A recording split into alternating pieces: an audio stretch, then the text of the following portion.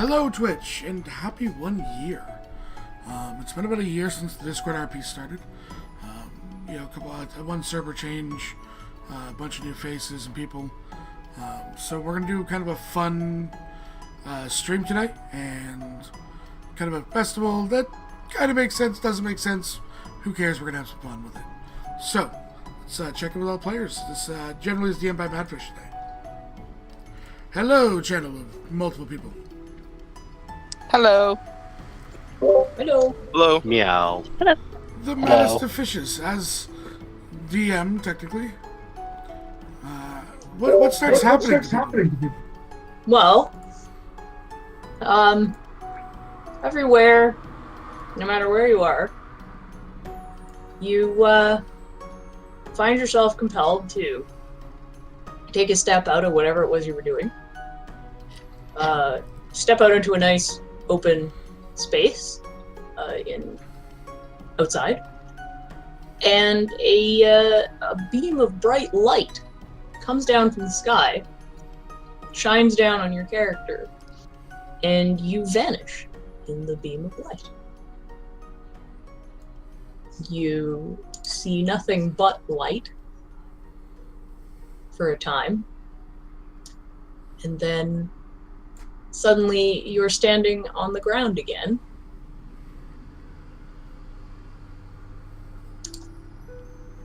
And you see this, you see it from above initially, this floating city on an island, a floating island, just seems to be hanging there in the clouds as if it's perfectly normal. You start above it, and you start floating down toward it, toward the city. Those of you, how many do we have? We have Paladin. I see a Paladin, I see a Cleric. What is Amra? Wizard. Wizard, okay. So, Crystal and Wrath, you immediately sense that there's... Tara would as well. Tara, yes. Sorry, Tara would as well. Immediately sense divine energy everywhere, all around you. You slowly float down toward the city, and you land. You are greeted by a very ambiguous looking person. You can't quite tell what their race is. You couldn't even really pin down a skin color or anything. It seems to be shifting and moving all the time. They're very, very hard to describe. And they look over the group with you. And, they say, "Welcome. You are this year's chosen for Founders Day." And as you look around this amazing city, you see bizarre creatures and beings of shifting form and energy, and you see strange beings you can't quite put your finger on where they are. Some of them are beautiful, some of them are mind-bogglingly beautiful, some of them are terrifying. They're everywhere. You don't see a normal human, elf, dwarf, anything around you, anywhere. All you see are strange people. And they tell you that this Founders Day is the day that all the gods come together and work together. We put aside all of our differences, and we have decided to come together and have chosen a number of you mortals to come and play in our competition. There might be some nice prizes in it for you if you complete the circuit. And they bow to you. I'd like to use my ready to action. All right. Crystal gets tackle hugged. Hugs back? Yeah, there's a crying Zoe just holding on to you. Oh, Crystal hugs her back. Zoe! She says, I missed your birthday, I'm sorry. It's okay. Okay. There's a moment of realization. You're here with hugs.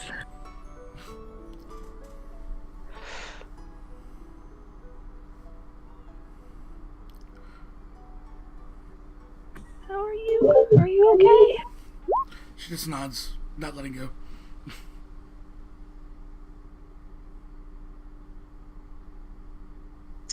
So around you, they walk you through this bizarre city. Things seem to float and fly, and everywhere you look, there's something impossible. And as soon as you look at it, you understand it. You seem to figure out what's going on. But the second you look away, and you try to remember what just happened, or what you just saw, you can't really put your finger on it. The way you feel when you wake up you have a very, very vivid dream, and you wake up and you can't remember it anymore. But you're just feeling this constantly. It's a very odd sensation. And those of you with divine connection will definitely feel an extraordinary amount of divine power. Not There's powder. powder everywhere. There's powder too. Why not? It's a plane of cocaine. Fuel of the gods. No. Raft accidentally trips and goes face forward into it. Yeah, that's that's the last thing we need. So would we like to do alphabetical order? We're just gonna go around the ring. Just do a turn order. Start at the top. Okay. Just do a turn order. Just do a turn order. Yeah. This way you can click it and not accidentally miss anyone. Okay. So everybody roll your initiative. I can't roll. I got you, Sumner. Whose token I apparently forgot. Hey, Aha! Bubba rolled high. That's because I just got back from doing chores. Like No, I no, set 'em up. I forgot your... I've had your sheet open, I just don't have your token.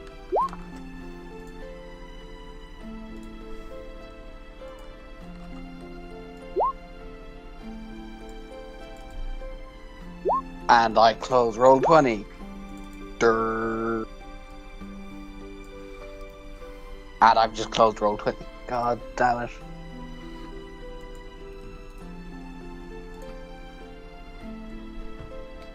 Don't worry, Abby, I'll say you rolled a 2. Therefore you have a 0 initiative. Okay, that's fine with me. Alright, so descending.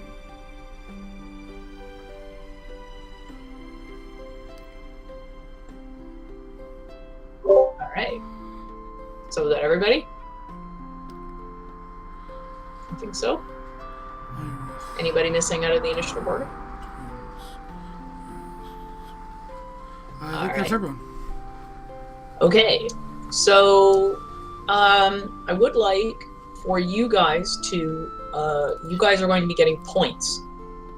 I will try and track your points, but I would appreciate you guys, grab a piece of paper, notepad, corner your character sheet, whatever. Keep track of your points as well. We'll be doubly sure that we get them all right.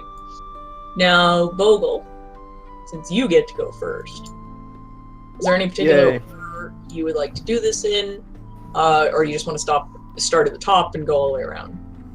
I have no idea where I'm at. That's Well, you guys are walked into a festival ground. Around the festival ground, you see 31 different stations. As you guys have a look around, you start to recognize some symbols on some of these stations. You realize that there's holy symbols on some of these. And you pick, you realize, oh, wait a minute, I know that god. Wait, that's another god. And actually, now that you look through it, you realize that there's one for all the gods. I run directly to Obadhai. Okay. Obadhai. You get to the Obadhai station, and you are greeted by an animated oak tree in a pot. Waves to you, says hello. Boggle just, does a slight bow and says, "By the leaves in the wind, hello." Hello. Would you like to try out this station?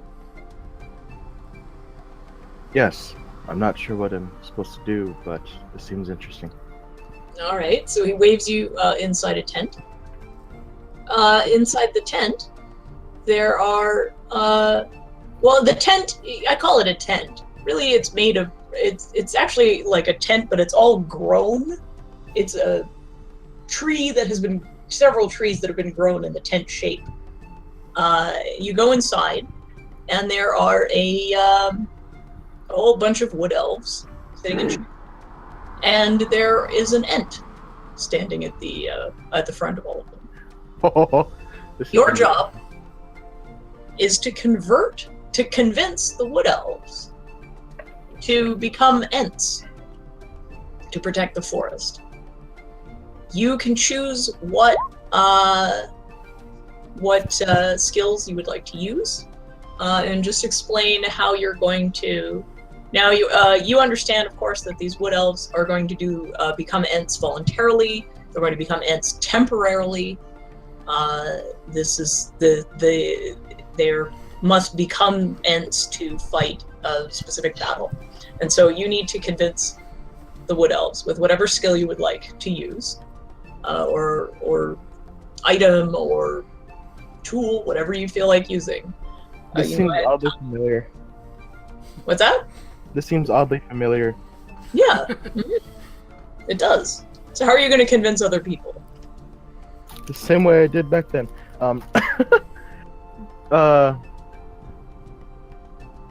Boggle's gonna look to the end, kind of like stand in front of him to look to the wood elves. And hold on. Excuse me, I'm coughing. He's gonna look to the wood elves and just say,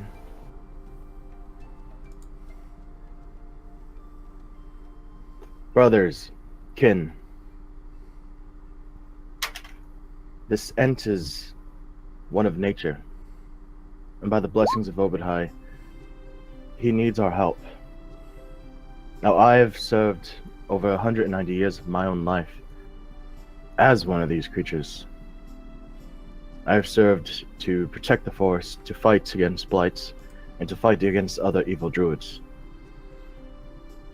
And I take out my scimitar and plunge it into the ground. And I look to all of them. Take up arms. Become one of these creatures and fight for the forest." And with that, I cast Druidcraft to make flowers come out from where Thorn is plunged into. And I'm going to use a nature roll to convince them. Okay. 30. Oh, damn. All right. You can mark yourself down for 4 points. Bogle is absolutely inspirational. The wood elves, you convinced the entire room. They're all ready to go. They're all signing up to become ents. And you are patted on the back. Really quick, can I turn into an ent also? Just while you're in the tent. Oh no! Okay. Alright. So that's your turn. We're gonna go to Amra. Is there a god you would like to pick, or do you want to choose one randomly? Oh, I didn't know if we were doing this as a group thing, just to do it simply, but okay. Or do you want to do that? Would that be easier? Like we just Probably, instead of not forgetting where you were. Or we can all break off, that's fine. I think it'd be easier to just have everybody do the same station, so... She's going to Obadhai. Okay, so we'll just do everybody in Obadhai. You guys have You guys have your flavor text going in, so when it's your turn, you can just describe how you do it. Yeah. All right. So Amra, how are you going to convert the wood elves? First, she would ask a question. All right. Who are you asking? Obadai. Well, it's a you're speaking. It's not Obadai itself. You're speaking to an animated oak tree in a pond. Well, I was wondering. She wanted to know one of the rules for it. Clarification. No particular rules. It's really just up to you. What you Okay. use, how you want to achieve your goal. How many of them are here?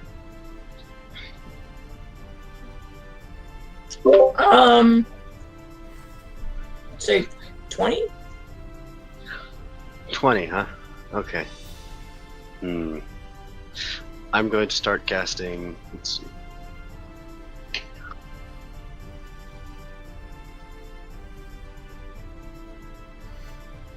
Yeah. I'm going to use one of my class abilities over and over again. Okay, what's that?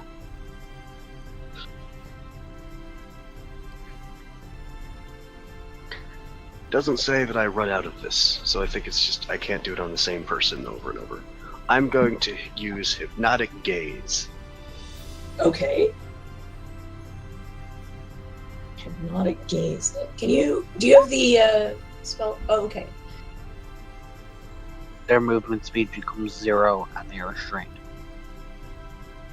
And you have to be within 5 feet of them and keep your gaze. And Charmed. Charmed. However, they can't move.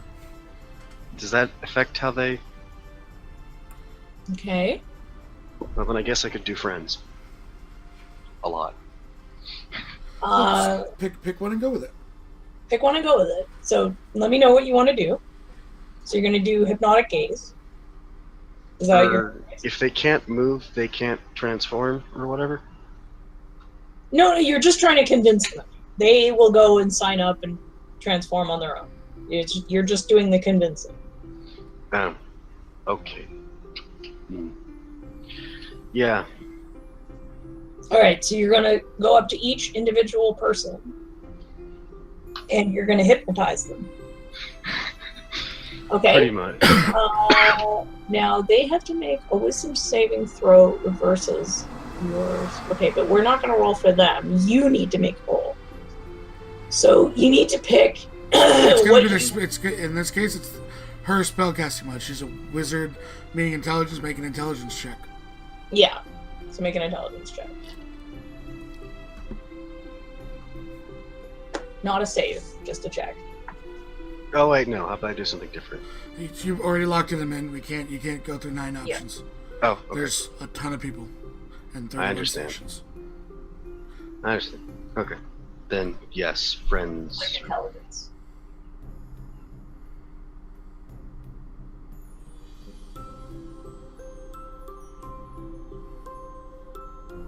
Oh shoot, that's the wrong intelligence. That's saving throw. Mm-hmm. No, just the Well, darn. Yeah. Listening to rules helps. yep. I get them mixed up all over the place. Well, the ones that say saving throws and are in the box are the saving throws. Darn. All right. 10.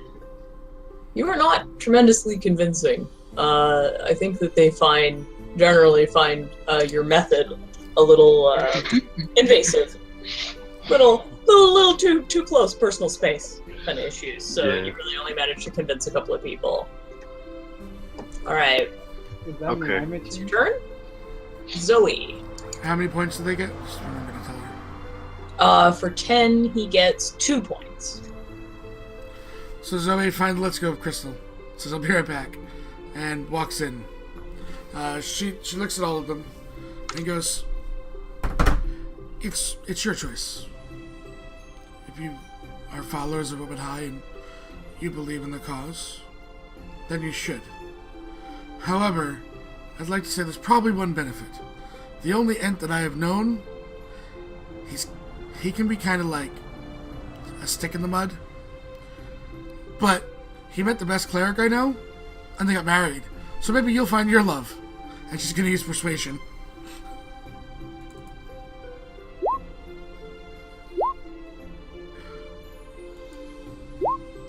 Ugh. Ooh. 16. Well, that's not too bad. You get 2 points. You convince a few people.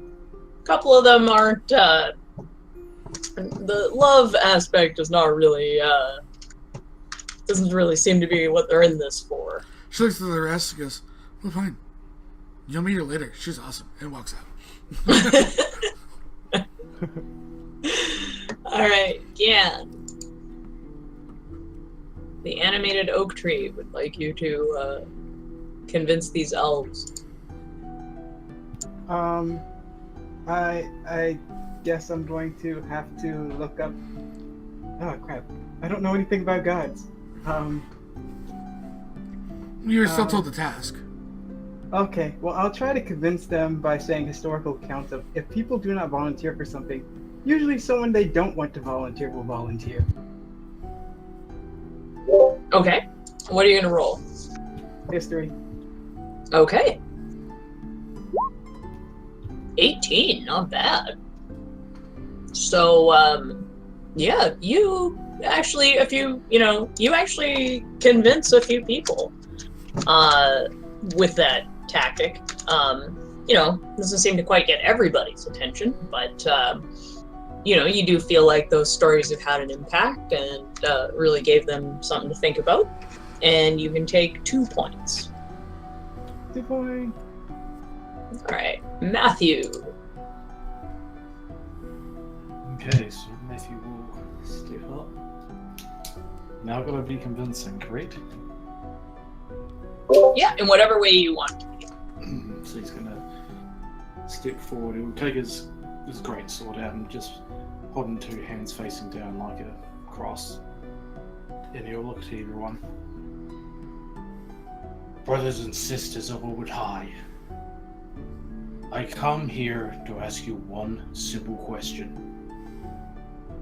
How far are you willing to go for your forest, for nature and for your god? When the enemy attacks, will you cower in your homes, or will you rise up and fight? Show the glory of your god and bring peace to this madness. Epic! What are you rolling? Wait till the minute one. I'm gonna go for persuasion. Now, I believe I also have a point of inspiration to use, You do. so I'm gonna use it for this. DM inspiration, so advantage.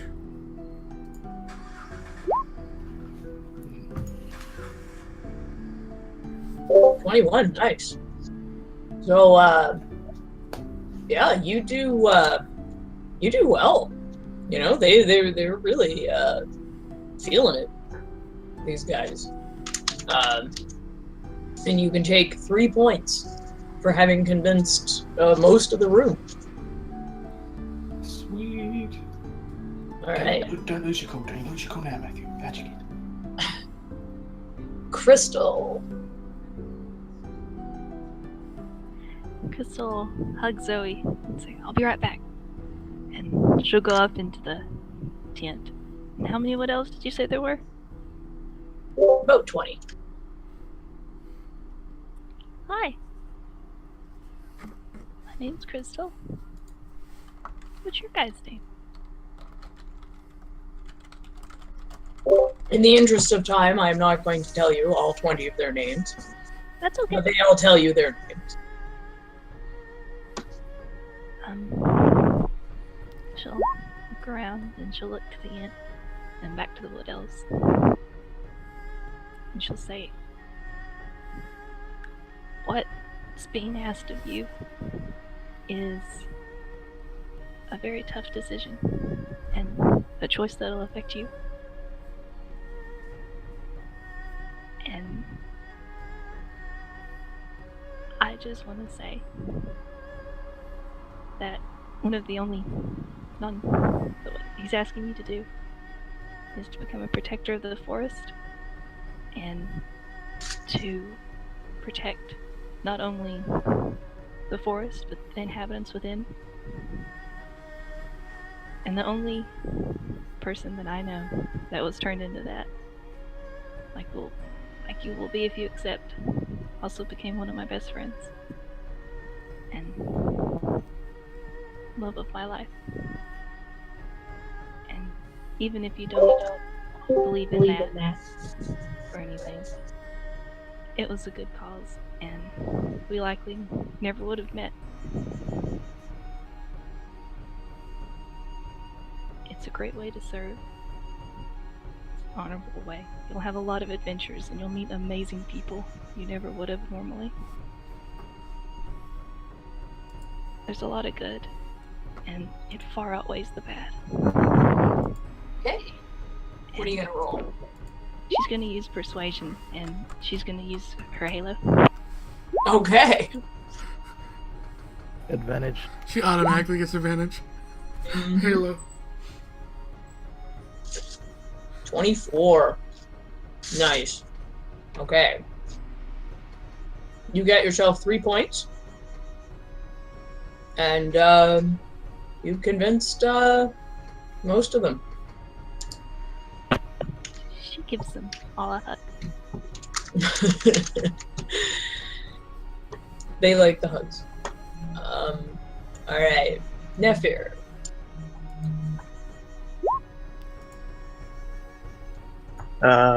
Nephew looks to them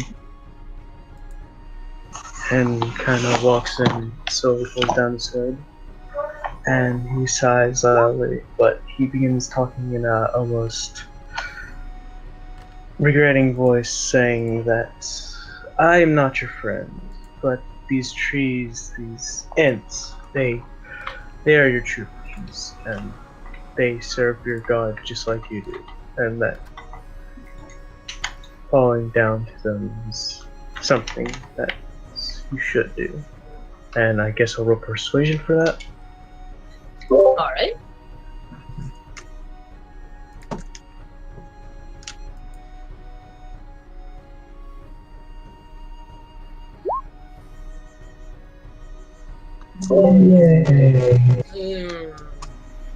Unfortunately, they don't really seem to be listening. You haven't grabbed their attention somehow. And you will get 1 point. On a 2. Good try. Nefer just kind of like pulls down his hood again and walks away. Alright, Iris. Alright, Iris will enter Obutai, and she looks around and she's like, oh, yeah, what else? Okay. And she kneels right in front of them and clutches one of her necklaces, the one that Arteria gave her, which is a wooden bear pendant, and she looks up to them and says, I may not be a follower of Obutai, but I know nature very well. I always come to forests and pray whenever I feel alone. I don't want this end to be alone either. I want you guys to help what you can do as a fellow druid to help out some natures and the love that Obutai has given to not only to us but to brothers and sisters and all those who actually care for nature itself. And I'm gonna roll a nature for this one. Alright. 11. Okay, so that will get you 2 points. You do get a couple of people, a couple of them didn't seem to too impressed by you not being a follower, so didn't quite get all their attention, but you did get a couple of people's attention. Not too bad. Right. Yeah, not too bad. Not too bad. Tara. Hello. It is your turn. We're all doing Obadai first, so that's correct. Yeah, we're just gonna do each station at a time. That's what I just wanted to check, that's all. Tara will step forward, take a deep breath, and start to speak. Well, I suppose you've been asked to do a very difficult task, and it's lesser people would step away from or they question it, but you're doing it for all the right reasons, and you're doing it because people need you to do it, and not just because your God has asked you to, because people depend on you down below. I suppose we all have a part to play.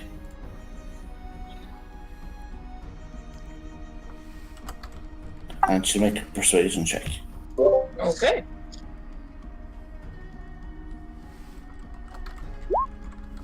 Nine. Unfortunately, you do not get a whole lot of their attention. Maybe she's just too soft-spoken. They just don't really seem to be paying attention. Or maybe they're just really, really waiting for lunch. You can take 1 point. Okay. Alright. It's the twins' turn. They're gonna go inside. They will look around, seeing what is expected, and they will say, the story, there are many stories of people changing themselves in order to affect change upon the world. To be given an opportunity like this by your God is not one that should be denied. It is your duty and your blessing as one of many who have done this before, and they will tell a story of previous that they've read, a story of a hero who did something similar, and they will roll a religion. Hey, 23. So that will give me 3 points. So they are fairly convincing, surprisingly, despite the fact that they're extremely monotone and speak, one speaks and then the other speaks and then it goes back to the first one. And it's a little weird. So they don't quite get everybody, but they do get quite a few people with their story. Alright, and now we are on to Sumter. Alrighty then. So, the gnome up and walks into the tent and looks around at these 20 wood elves, correct? Yep. Just kneeling around, standing around, waiting for me to start talking? Yep. Alright. I'm not gonna say that I'm a religious gnome, but I do know something about dedication and commitment. In all my life, I've done not the best things, but in my mind they're all for the right reasons. And if you value your religion, your faith in Obadai, then I don't see why you wouldn't turn into a tree. Plus, you don't need to eat. And I'm going to roll persuasion. Or Seb will for me.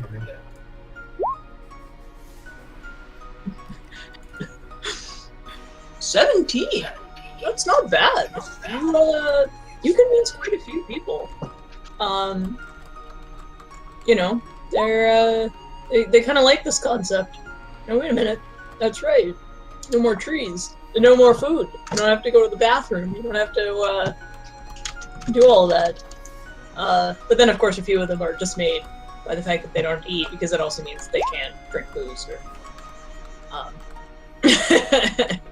have fun. That's responsibility that I don't have to worry about. Yeah. So you get 2 points for that one. And Raph. So, Raph walks in. He doesn't say anything. He walks over to the first wood elf, sits down next to him, leans over and whispers in his ear, and sits there and just listens. listens to why the Wood Elf is here, why they're worried or uncertain about committing to this cause. And instead of giving a big speech on why they should this, he resolves their concerns and their worries and talks them around into, instead of being worried and kind of apprehensive about taking this step of faith, to embrace it and, you know, follow their god. It's a worthy cause. Okay, what are you gonna roll? I'd like to roll persuasion, please. Go ahead. Nat 20. Dude. Nice. Nat 20 height. Raph is exactly what they needed to hear. He gets everybody. They are all just in love with him. And it's he did exactly what needed to be done to get that through. Thank you for the follow, Methoxis. So that's everybody at that station. Now we're gonna start with Bogle, but Bogle got to choose the first station. Oh, sorry, you can. Okay. 4. Yeah. So Bogle, you're gonna go first, but I'm gonna let Amra pick the next station. Pick a god, any god. Or I can, the nature gods. or I can. You have a god. If Amra has a god they would prefer, we can do that. If not, I can randomly choose one.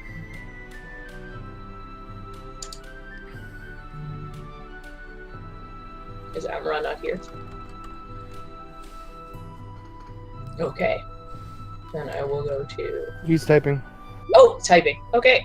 I had to go somewhere. Oh. Oh, okay. Then I'll let Zoe pick.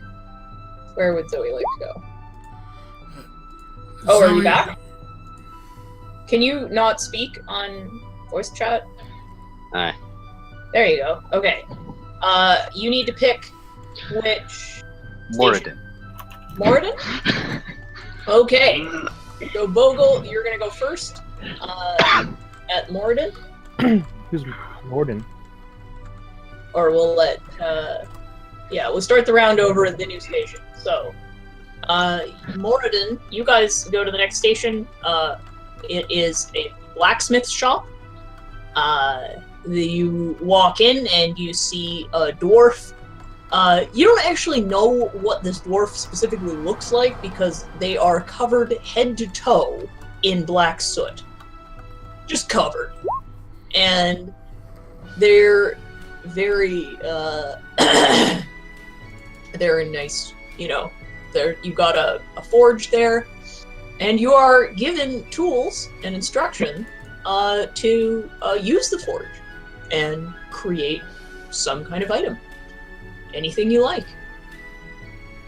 Anything I like.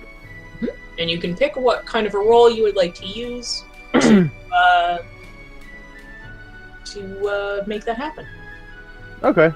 Bogle is going to take the hammer, think for a moment, and the item he's going to make is a symbol of Ogma.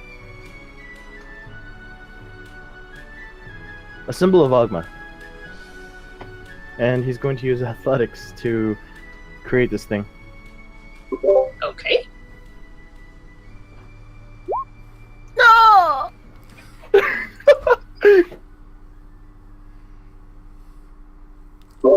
So, He breaks his arm. No! Bogle has no idea what he's doing in here. He's picking up the wrong tools. He's putting them away in the wrong place. He knocks things over. He practically starts to catch the place on fire. The dwarf just shoos him out. The dwarf is like, no, this is really not for you. And unfortunately, you get 0 points. Bago walks out with his head down and says, I carve wood.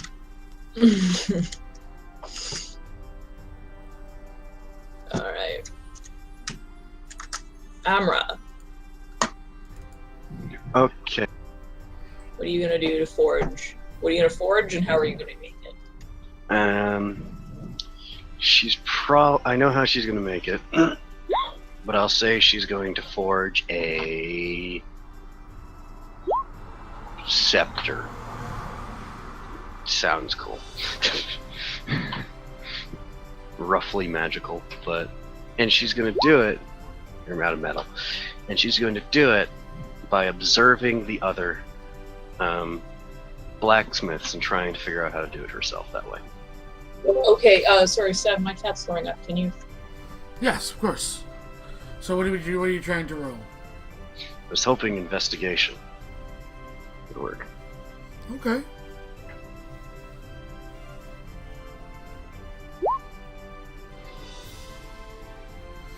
It comes out misshapen. You realize it's not up to the greatest snuff, but you can take, I believe it's 2. 2 points. So you're at 4 now. Okay. So Zoe walks in and she starts to craft a small kind of golden orb. And the entire time she's doing so, she's whistling while she works, and she's going to try and roll a performance to keep her mind off things. And she will do better than she did with persuasion somehow. And she will take a 3 points. That will take us to Gen. Oh yeah. Okay, so what's the mission? Oh, that's Crafting an item. crafting. We can use any roll. You gotta sell it to us, but yeah. Okay, so I watch other people craft for like a majority of my time, and then I try to imitate it at the end. So could I roll perception on that? Sure. Yeah, you're able to kind of actually follow the the pattern of other people, and you're able to come up with a halfway decent item. You'll take 3 points. You will have 5 now, and we will go to Matthew.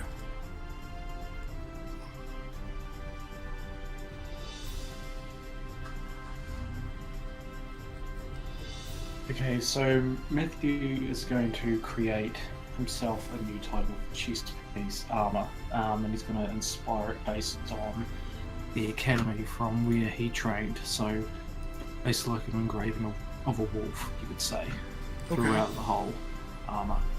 Wolf motifs and such. Alright.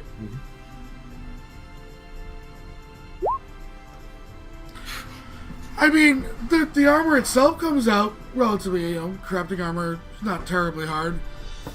The wolves look like they were drawn by your niece. Not exactly the kind of fierce thing you were going for. You may take 2 points, but you also have 5. Crystal.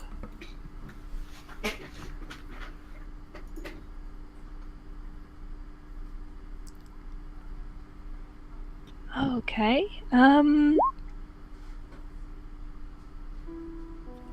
Crystal will go in and she will.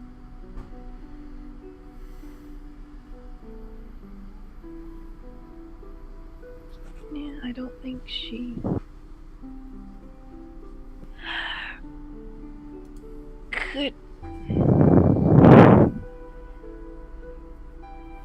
Could she use her alchemist kit to make a gigantic potion bottle? To help for scale? Sure. Okay. Using the alchemist kit to kind of be your thing just to make it bigger. Yeah. Let's see. 21. You make a really large potion bottle, and you may take another 3 points, Putting you in the lead at 6 points. Nice. You're back?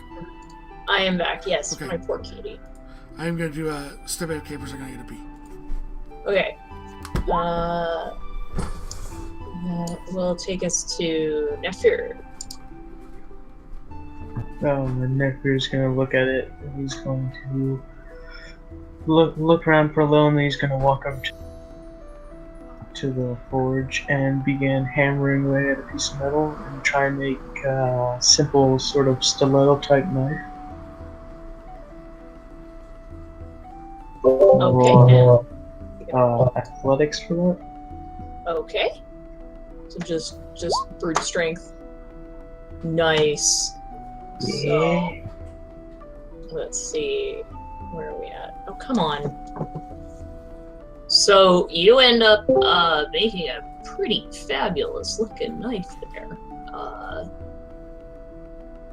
we at Moradin? Okay.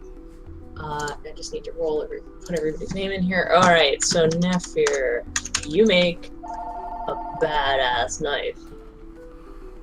Am I allowed to keep that? Sure. It's just a dagger. Regular dagger, but looks quite nice.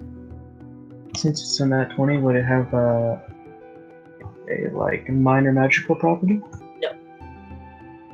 I'm just making sure I get everybody else in there. Okay, so Amra got 13, so it's Amra there. Zoe got 20. Gian got a 20. I'm just trying to keep track of who won what. And Matthew and Crystal. Okay, and then Nephir, and now Ira. Guess what she's gonna make? She's gonna try to make a bear. A bear. Okay. She likes bears! Bears are cool. What are you gonna roll? How are you gonna? Well, she's gonna look around and see. Okay, like trying to figure out her own wisdom kind of thing, and try to use a survival check to see if she does it well. Survival. How are you using survival to do? Actually, no. Let's go with athletics just to see how well she can do it. Okay. No, I mean, you can try anything. You just gotta sell it. A 15. It's not bad. You do all right. It's it looks like a bear, but it's very, very basic. It's just an extremely simple bear shape. But she likes it. Yeah, it's nothing extra fancy, but it's a bear shaped. Not a lot of detail. All right, so that is another 2 points for you. Tara. Tara has been watching this and she really doesn't have a clue how to do it in terms of skill. But she's going to give it a try anyway. But she's going to try using magic. Okay. Tara's going to take a portion of the metal aside and then use cold lightning on it to heat it up to start with. Nice. And then she's going to use her dragon breath to try cool it down. Mm-hmm. And then try to use shatter to get it in a rough shape of a lightning bolt. Nice. So what roll?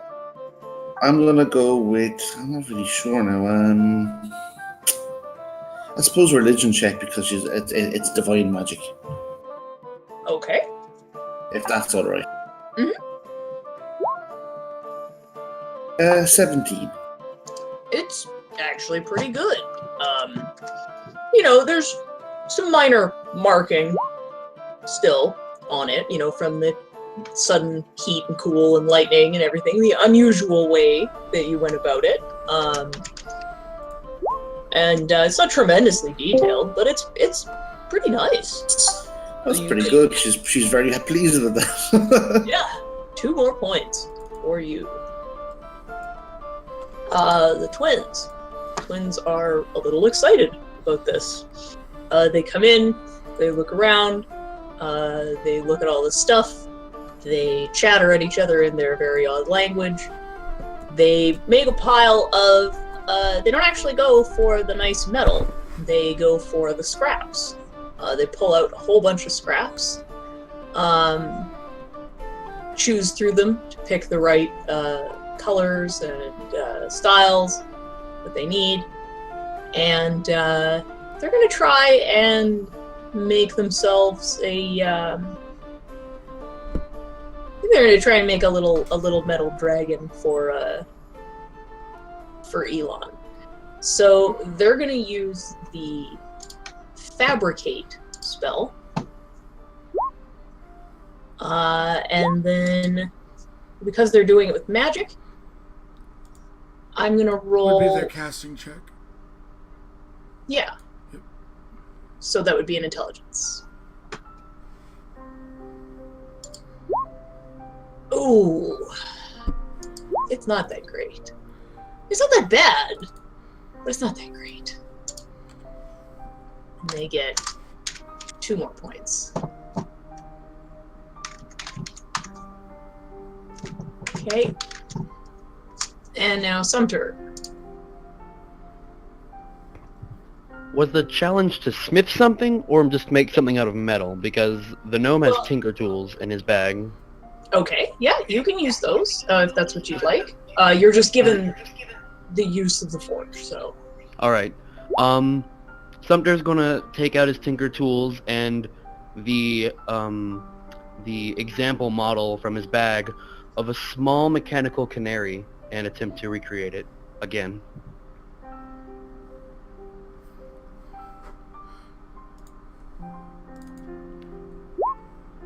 Roll away.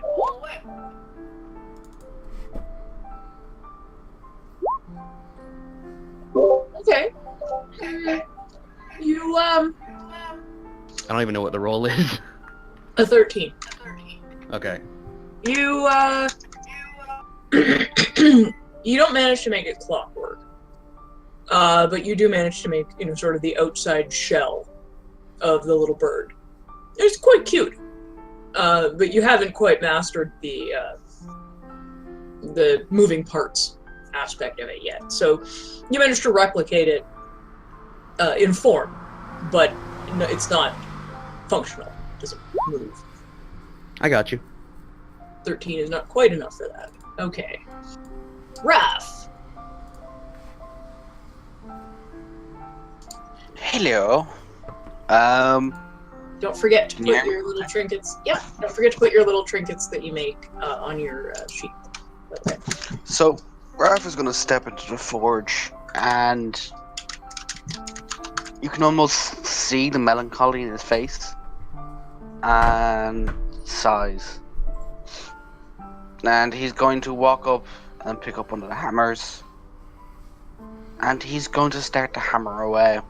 And as he hammers away, he, without even realizing it, starts to sing.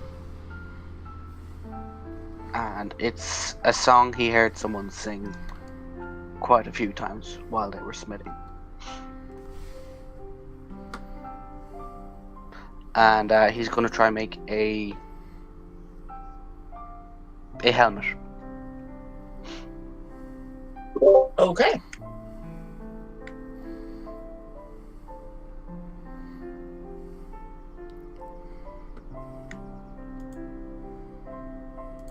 Did it come true? He's a little distracted. Maybe more focused on the singing than he is on the work. He makes an incredibly basic helmet. Classifies as a helmet. You can put it on your head, but it's nothing fancy. It'll work, and you get 2 points. Okay, so we're back to the top of the round. We're going to go to a new station. Zoe will get to pick this station. Zoe looks to Bogle while hugging Crystal, punches him in the shoulder, and then drags Crystal to Ogama. Alright, so we're going to Ogma. I don't know if you updated all the... Mm-hmm. Okay. Can you see as I'm editing the sheet? No, you have to save it for me to see it. Okay, so I'm saving it after every thing, so you can double add up points afterwards. Alright. I probably have to keep reopening it, so I just have it this way. I'm Okay. here pretty much the entire time, so. Alright. So you go to the Ogma booth, and you are led inside a classroom. There's a professor sitting at the desk. He's wearing a tweed jacket with leather patches on the elbows, big thick glasses. And he gestures to the classroom and asks you to teach the classroom a skill. Something you have, something you know, something you do well. Teach skill? them how to do it. Yeah. Oh god. A skill, a tool, whatever you think you can teach, you would be able to teach to someone else. So Bogle, go first. What are you going to teach?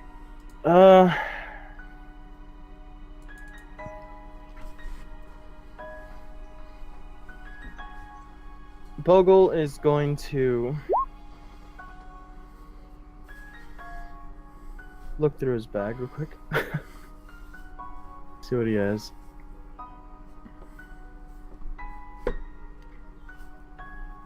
That's at home, that's at home.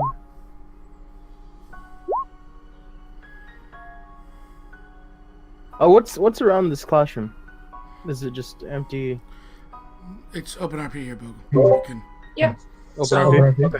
Yeah, it's, if there's you something magically have what you need. Okay, Bogle is going to...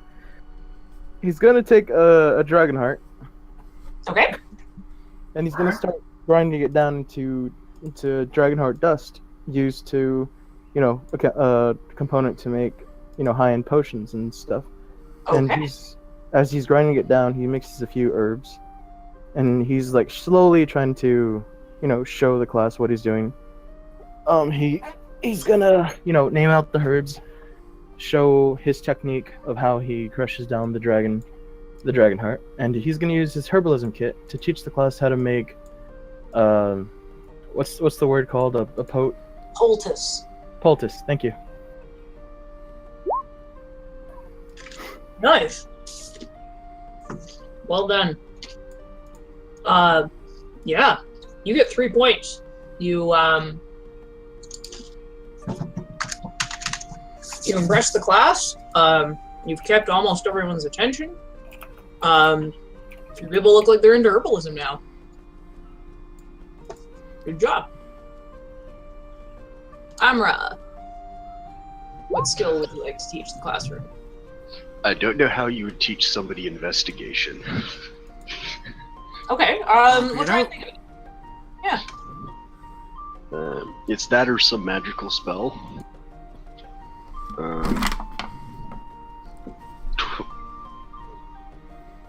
She will have them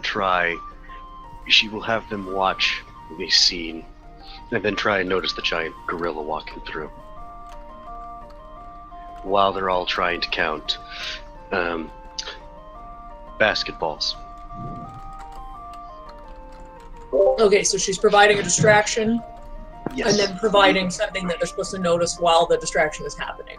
Yes, and they're supposed to be watching the basketballs, and the goal is, can they actually notice the gorilla? Okay. They All think right. it's about basketballs. It's actually about Oh. a gorilla. The old switch. Yes. Yeah, it's basketballs in that one study. Yes, it is. Okay. It works. Give me your roll.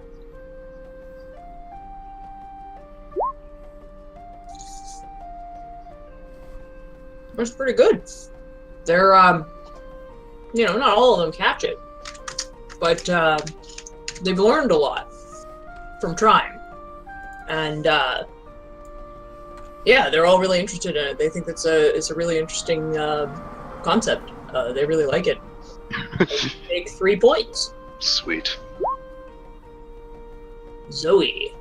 So Zoe walks in and rifles through her bag and sets up the alchemist kit everywhere across this bench. And she's like, I'm gonna teach you how to blow things up. And begins just like mixing things and getting different smoke effects and everything, just showing them all sorts of different reactions. She channeling Vale. She is.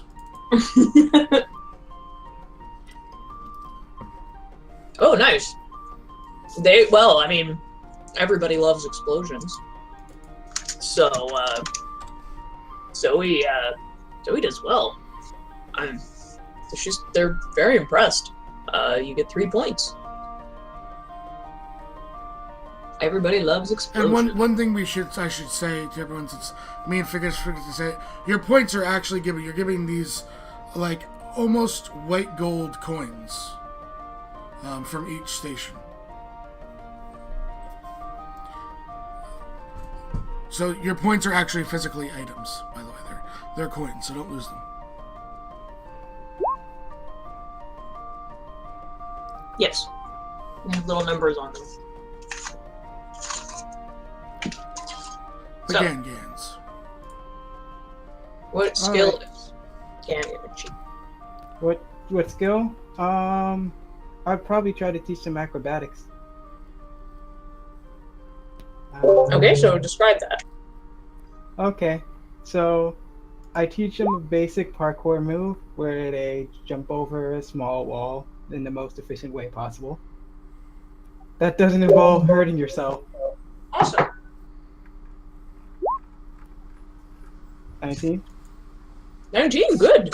Yeah. I mean, a lot of these students, they're not tremendously athletic people, so they try. A few of them are a little shy. Maybe, didn't quite get everyone in the class interested, but most of them, for sure. And you get 2 points. Matthew.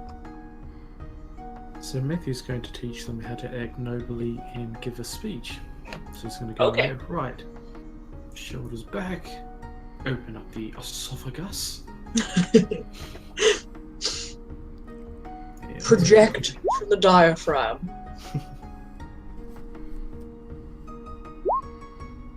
God, Matthew, Oh, 13. what are you doing? He's coming back down. He's coming back down from that high from earlier. Yeah, that last one. They're not. So a lot of them, they're like, well, I kind of know this already. Like, you're not really teaching them anything new. But yeah, a few of them, you do seem to see the light of recognition in a few of their eyes. Crystal.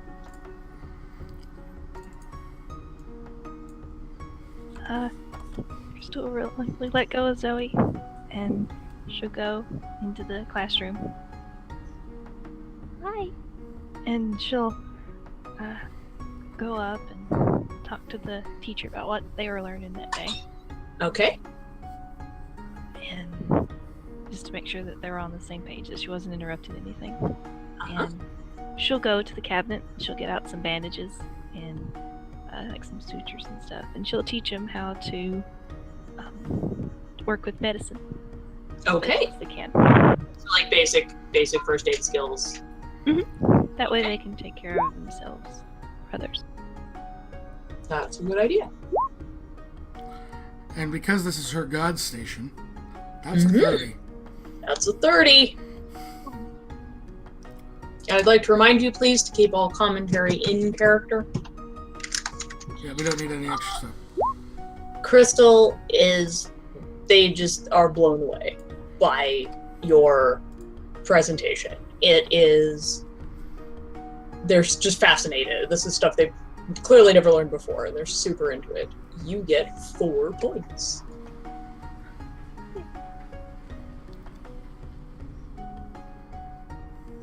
All right. Nephir, what are you teaching? Nephir kind of like glances at Ira, and he walks up to the top of class, and he's just like, I'm going to teach you how to interact with bears. Yes. Bears.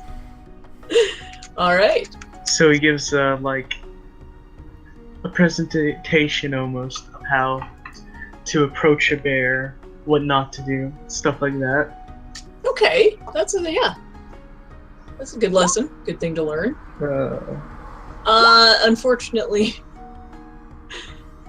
I don't know. This group just is not into bears. Oh, I was screwed. Yeah. I feel like Aerith rages in the corner. Yeah, you're not the right crowd for this for some reason. They're just not into the bears. Just not Yeah. into you. They're not into you. No. You get 2 points. Iris, what would you like to teach? Iris just like looks at it in fear, like, you stole my own subject. I was gonna talk about bears. But she calms down. She's like, all right, I'm gonna teach you about something else. Mhm. And then she sits down on the desk. It's like, all right, guys, I'm gonna teach you how to track things. Okay.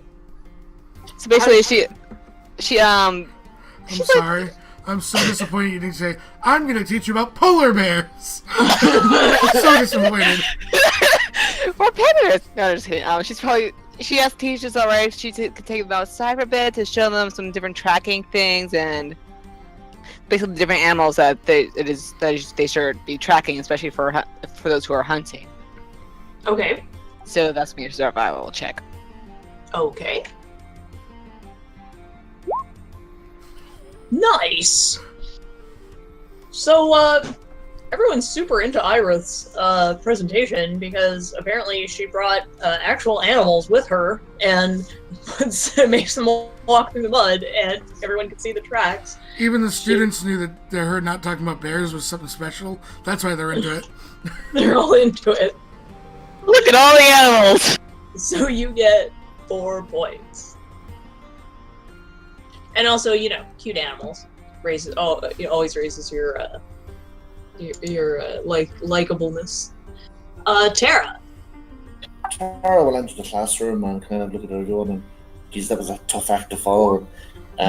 Rummage about in her bag and take out her chessboard and set it up and ask them to get around, and she tried to explain the basics of chess, name the different pieces and the different moves they make, and try to just a basic grounding in how to play chess. Awesome. All right.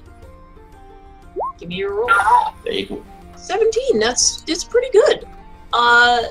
They're a few of them kind of sit out because they already know chess, but you do have most of the class, and most of them are really they're really into it. They you teach them some techniques that they haven't learned before, so you get 2 points. The twins are going to go into the classroom. They will bow to the class. They will pull out some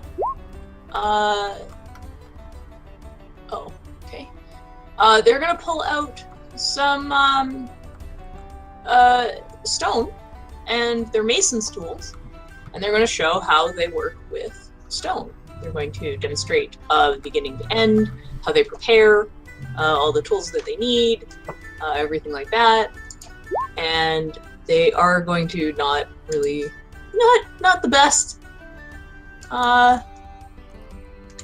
Maybe they're just a little too flat and monotone. Just doesn't quite keep everybody's attention. They get another 2 points. And Sumter. He's having an issue with his phone, so he typed to me. He's trying to fix it right now. Okay. Sumter conjures a pair of glasses and begins the most riveting lesson on the history of board games. Okay. You have to roll history. All right. It's pretty good. It's pretty entertaining. Maybe not something people can totally relate to, but how dare they? Heathens! Heathens! Yeah, so he gets 2 points. And Raph. So, Raph walks into the classroom. He writes his name up on the board, looks at them all and goes, Today's lesson is the fact that a healthy mind resides in a healthy body. He then walks off into the prep room. After a few minutes, comes back out and he's wearing gym shorts and the white t-shirt and has a whistle, and drags a basket full of dodgeballs in behind him. Uh-huh.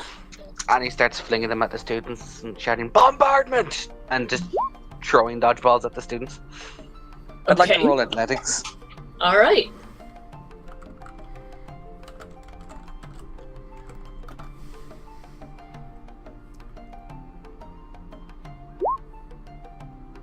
$19. Not bad. There's a few of them that are just not into it at all. They really don't like getting hit in the face. But they also, kind of appreciate the ability to get out there and have some fun. And he gets 2 points. At least it's not a wrench. Okay, yeah. Hopefully I didn't mess up everyone where I was. 1, 2, 3, 4, 5, 6, 7, 8, 9, 10, 11. 1, 2, 3, 4, 5, 6, 7, 8, 9, 10, 11. Okay, I've got everything. Good. Alright, so we're back at the top of the round. Amber got to pick, Zoe got to pick. So Gian, who would you like to pick? Well, since Gan only knows about 3 guides, I'll choose Real Fame. Real Fane, okay. You come to the Grove of Real Fame. You are greeted by a beautiful elf in clothing that seems to change color and theme to the different seasons, seems to cycle through the seasons. The elf tells you that there is a flag at the top of the huge old oak tree. They point out it's a very big tree, and it has lots and lots and lots of branches on it. Very, very climbable tree. So they tell you need to climb to the top of the tree and get the flag. Well, however, you notice, some other person you don't know, the group going through before you, and there's someone is climbing the tree, and there are squirrels all over the tree pelting that person with acorns. So you need to describe. Hello? using- Oh, it's working now. Good. Hello. You need to use describing whatever skill you have. We're going to start with Bogle. How are you going to get to the top of the tree while being pelted by acorns? Easy! I shapeshift into a squirrel and start climbing. Okay. Real quick though, did Sev read what I was sent in last time when my phone crapped out on me? Yes. Yes. How many points did I get from that, if any? 2, I think. Okay, thank you. Alrighty. So what are you going to roll, Bogle? Squirrel form. Mhm.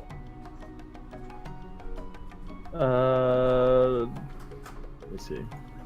You want to just roll your Athletics. well, you would be if you're rolling as a squirrel. Yeah. You want to roll your spellcasting skill? Well, it's not. It's As a. a druid, he keeps the same modifiers Yeah. if it's higher than the beast. Oh, okay. All right. That's the one good Wanna- thing about skills. Okay. So you want to roll your athletics? You can go ahead. 22. Not an 8. Yeah, you do very well. Does he even you- avoid the guy at the very top? He gets all the way to the very top, and he gets 3 points. He gets pelted by a few on the way, definitely. Does he see the man at the very top with the special weapon? The man at the top. Oh yes. When you get right to the top, you discover that there's a sort of final level. Oh god. You see Elliot with a bizarre contraption in his hands that seems to rapid firing acorns at you at an incredible speed. And that's what knocks you down because you did not 20. So you get almost to the top. You're so close to touching the flag. And then Elliot's acorn machine gun knocks you down. The acorn chain gun. Chain gun. You definitely set the bar high. Alright, Amra. What god is Okay. this real quick? I missed that announcement. Rilliphane. Rilliphane. You have to climb the top to the top of an old oak tree while being pelted by acorns. I was going to do something, Okay? but then I thought of something even funnier. Okay. Okay. I would like to use hypnotic pattern. Okay.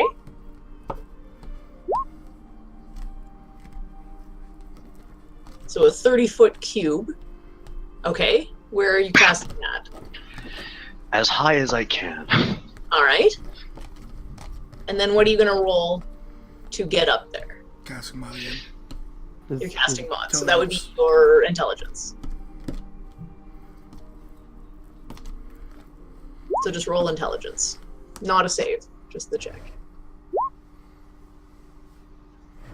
So close. Yeah.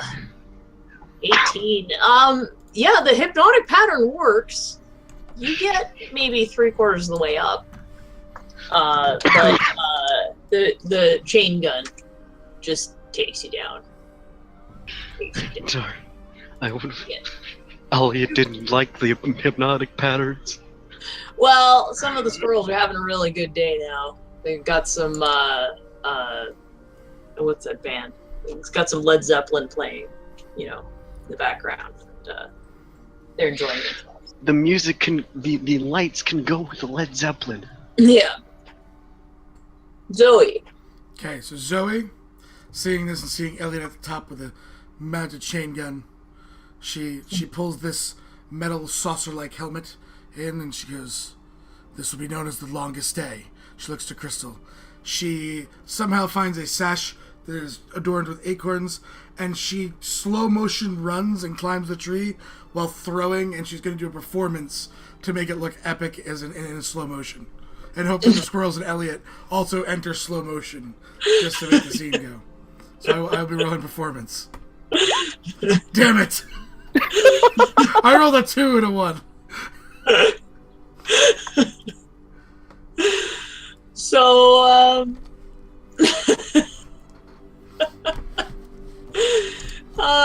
Zoe is just like, she's basically just running super slowly. Like, she's trying to go in slow motion, but it's just her, and like everything is normally happening around her. And she finds that she doesn't really get all that far up the tree before the faux slow motion really messes her up and she falls. She looks up at Elliot. There will be consequences for this. Alright. Kian.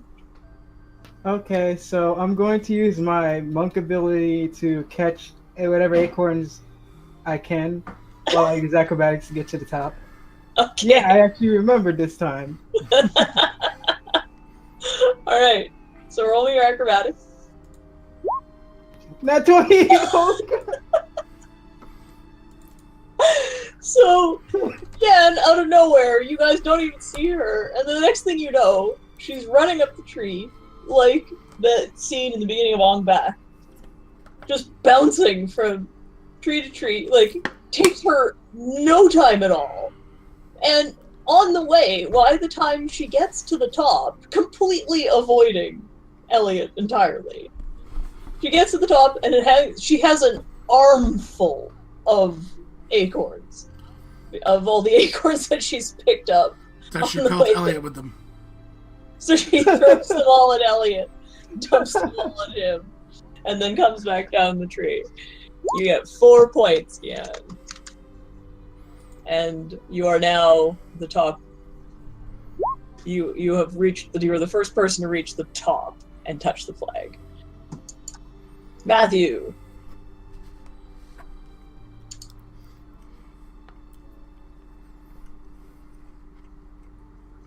No. Matthew. Slade. You are the muted. Okay. We'll skip to Crystal.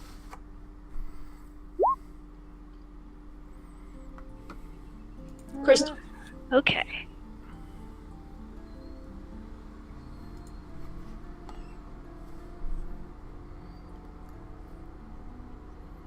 How are you? Well, Mary.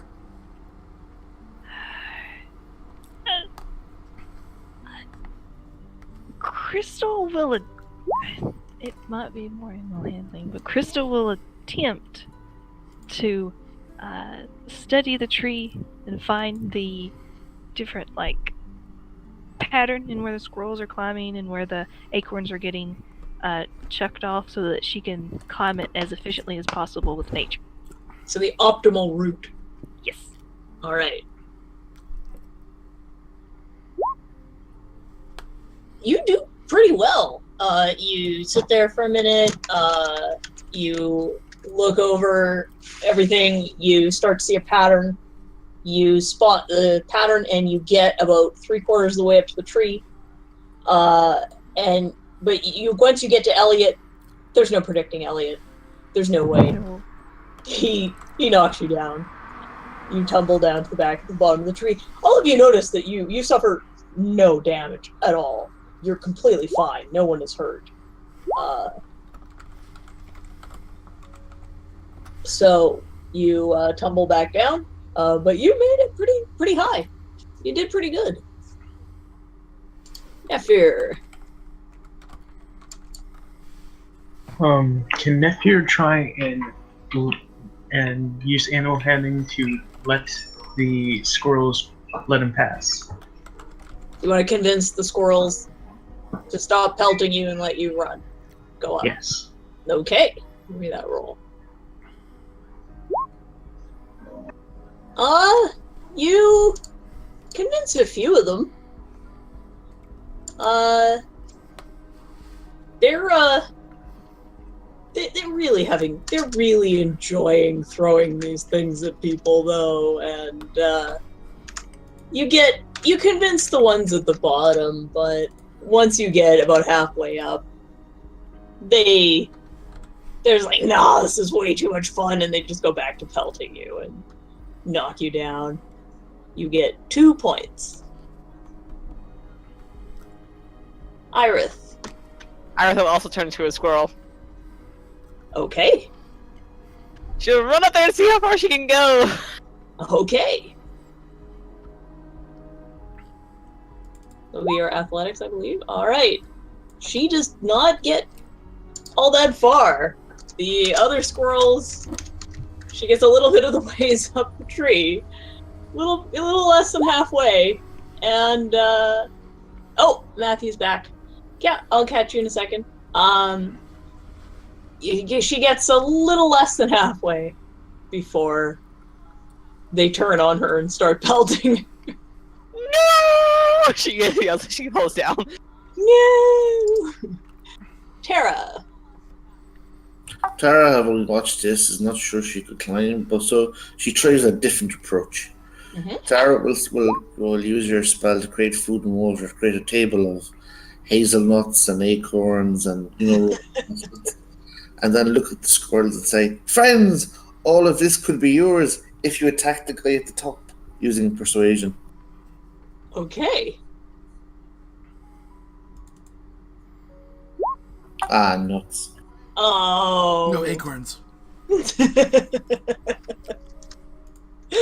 Unfortunately, they're having way too much fun up there. They come down, they eat all your food. No, they take his acorns and throw them at him. And they run back up. They come down, they take up all the food that you made, pretend to listen to you, and then go back in the tree and start hitting you with acorns again. Because these squirrels are kind of little shits. You get one. Damn it, I knew I should have used Gust of Wind. Alright, okay, so I've got you down. The twins. Oh, I have so many options here. So many things we can do. My trouble is that I can't quite narrow it down. I just need to check. No, that's stone. It won't work for earth. Alright. They are going to... You know what? I think they'll just polymorph into... Yeah, let's go with some, squirrels. Big black squirrels. So yeah, it'd be a casting check then, because it's polymorph. Yeah. I kind of was thinking to polymorph into a bird and fly around. Well, the goal is to climb the tree. So they kind of feel like flying would be cheating. They considered it. Oh, they suck. The other squirrels are very aware of the fact that they are not squirrels. And they do not like them. And they don't get very far before the two little black squirrels get knocked back down. Sumter.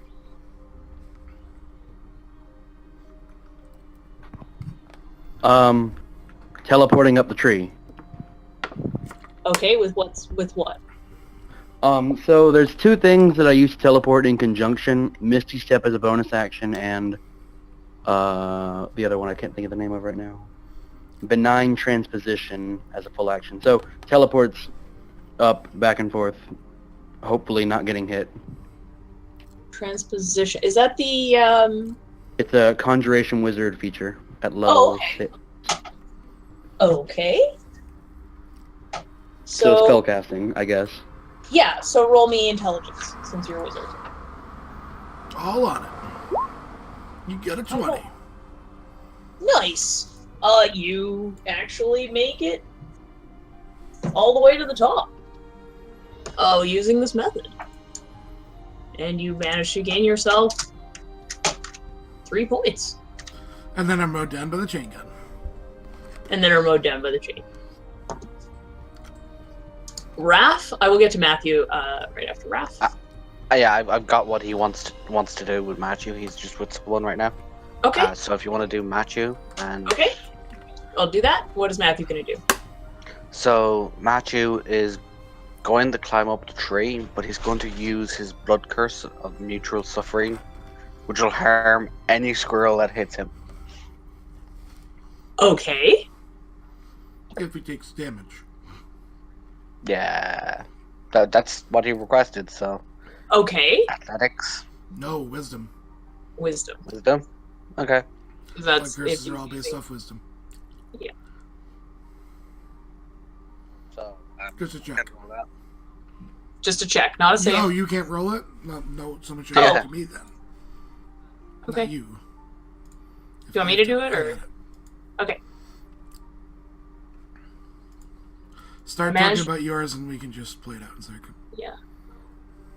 So Raph is going to stare up at this tree and wave at Elliot, and he's going to summon Fine Steed, but by some twist of events, instead of his typical mount, which is named Scrolls Twinkle Light, a giant squirrel appears, Okay.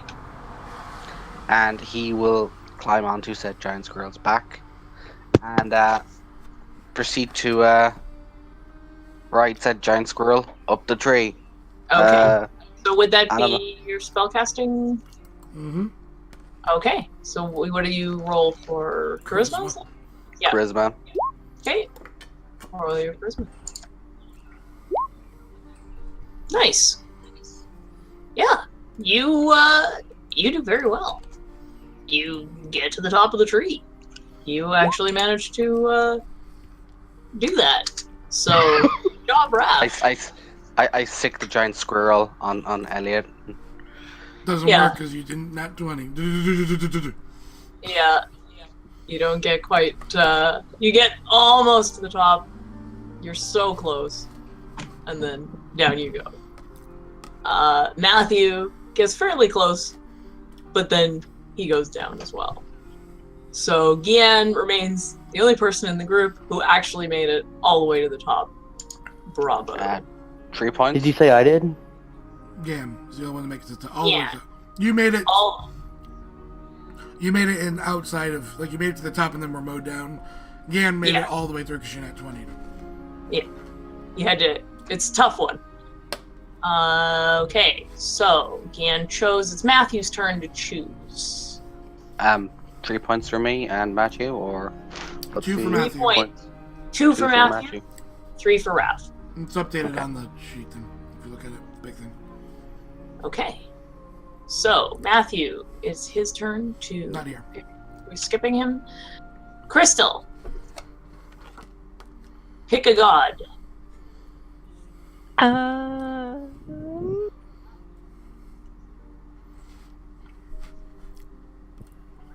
I want to go to.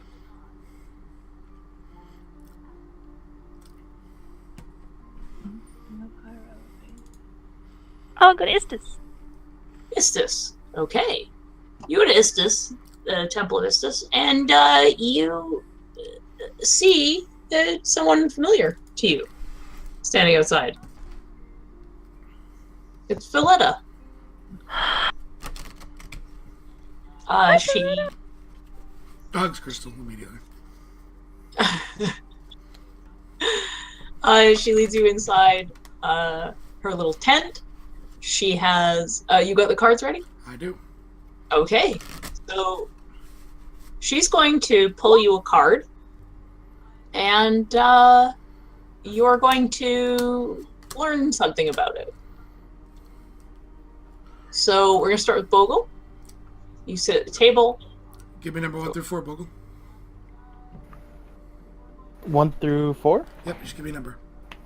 You do this 3. on your way back. 3. 3.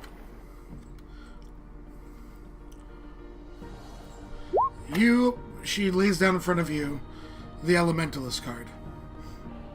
This card has a 5 and a star in each of the corners. It depicts a woman with 5 stars and just these lines of energy coming from her fingers to the stars. She asks you to read a fortune and tell her a story about the card.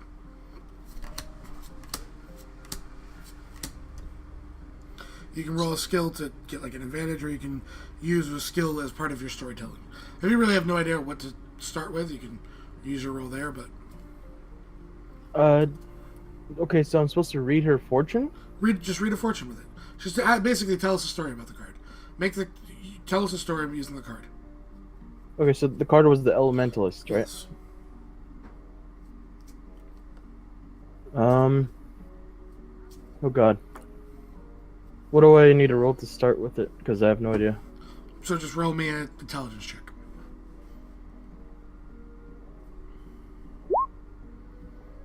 So that will be his points, by the way. And basically, we're asking you. You kind of get the idea that you're supposed to tell a story involving the ability to control the elements with it. So tell us a story, Bogle. Okay. Like, is it... Okay. Be creative. Be creative. Got Make it. shit up. As the Druid of the Moon, and first coming back from a slumber that I was gone for several months, I found the power to control the elements. I can already do that, but I can take on a much physical form. I can turn into the water elemental from the other planes, earth elementals, fire. And in this card, what I see is something similar to when I commune with nature. I see myself alone with nature. No one's around, and the natural aspect is undisturbed. when I take on the form, slowly the nature shifts to the different planes.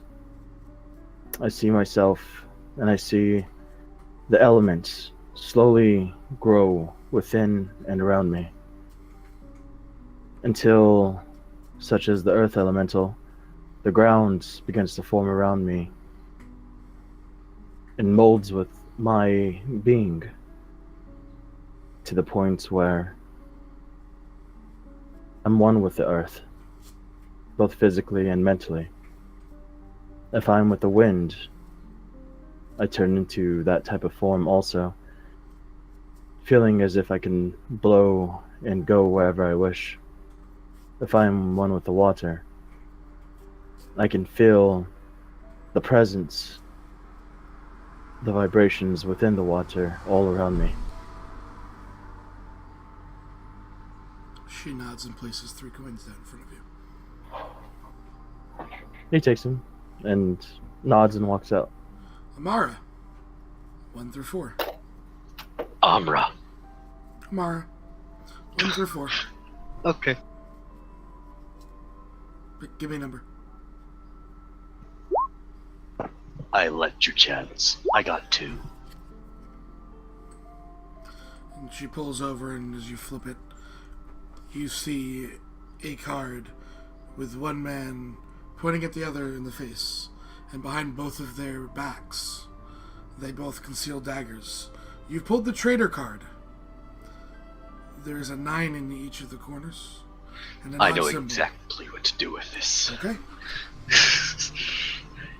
I will also use, because she can, and it would probably be fun to do, she is going to use a minor illusion to basically set the stage and run through the story in visual form, along with her speaking.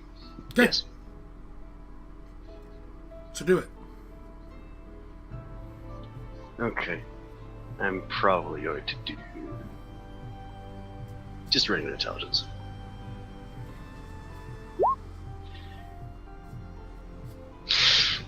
What is with these rolls?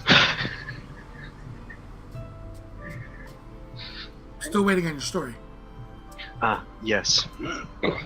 She begins to tell a story about, because she likes romance novels, about a beautiful lady in which 2 people of probably nobility begin to fall for her. And soon, like halfway through the story, they realize that the other person, their best friend, also likes them, and so they must find a way to kill each other. Okay. And ultimately, it ends in tragedy, as they both succeed and nobody gets the girl. The end. You get 3 points based off your roll. I'm skipping Zoe till the end. Peppers, 1 through 4. 1 to 4. Okay. Just pick. You can pick a card. You don't have to roll. You literally just pick one. The numbers 1 through 4. That's the card you get. 4. 4. You see the visage of a man who is in a field but carrying sacks. He looks like he is selling things. In the corners there are gold pieces. And the number 3. You've pulled the trader card.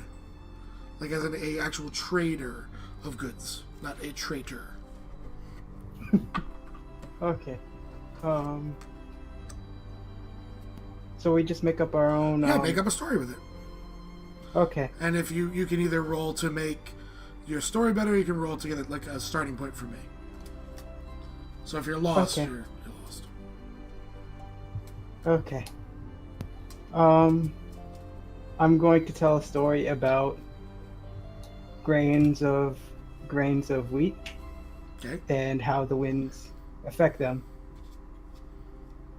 Oh well, at least in her village. The ocean has many things, including nutrients, and the winds blow them in, and sometimes the dust settles. Now the settled dust returns to the plants, and the plants in turn grow bigger and release their dead parts, and the winds take them back. And so there's a constant cycle between the wind, the earth, the plants, and life around it. There we go. Okay. I'll keep it simple. What kind of roll would you like?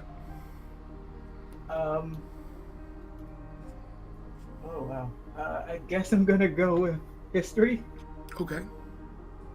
because her village is dependent on the winds. Okay, you'll get 2 points from 2 coins laid down in front of you. And Matthew will walk in. Alright. Okay, just for a base recap, what are we doing here? You're going to give me a number 1 through 4. Then I'm going to give you a tarot card, and you're going to tell me a story about it. You use an 4. intelligence check to get a starting point if you're really lost, or then try and tie the story into a roll. 4. 4. God, if you brought Rise, this would be amazing. Damn you. You see the visage of an old man holding a staff. In each of the corners there is naught but a arcane star. You have pulled the wizard card. And she Time to looks tell to a you story. to tell the story and read fates. This is the man that came to me 2 weeks ago before my brother. Hang on. This is the man that came to me 2 weeks after my brother left. This is the man that came and helped me find hope and gave me the power.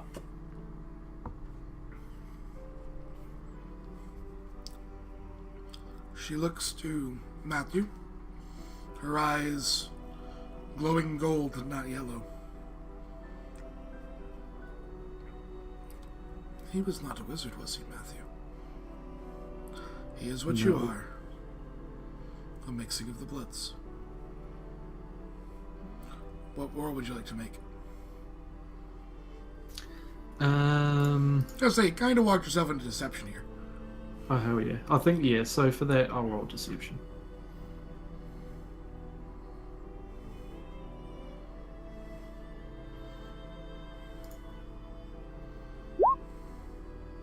An 11, you will get 2 points, Matthew. And then Crystal walks into Leda. Hey, hey.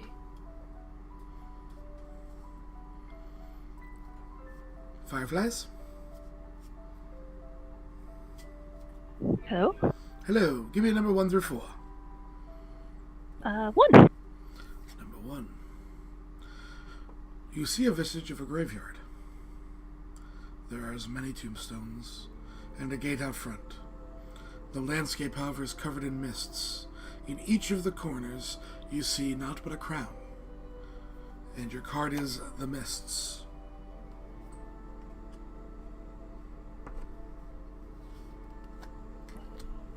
Okay.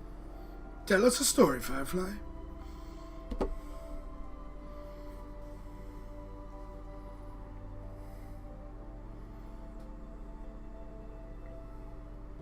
There's this place out in the world, and it's surrounded by mist, like in the cards. And every time the moon is full, and you can see the light shine down on the graveyard, there's a little bit of a rustling, and all of the dead that are inside rise up, and they shift the dirt ever so slightly, and they're there. They're back. The people that are there are skeletons, but they're not mean. They don't attack anybody. They go and they talk with their neighbors. They do things like what they did when they were alive, and they have a good time, a fun time, until the moon starts to dip down below the horizon, and they all go back to sleep. Alright. What kind of roll are you making?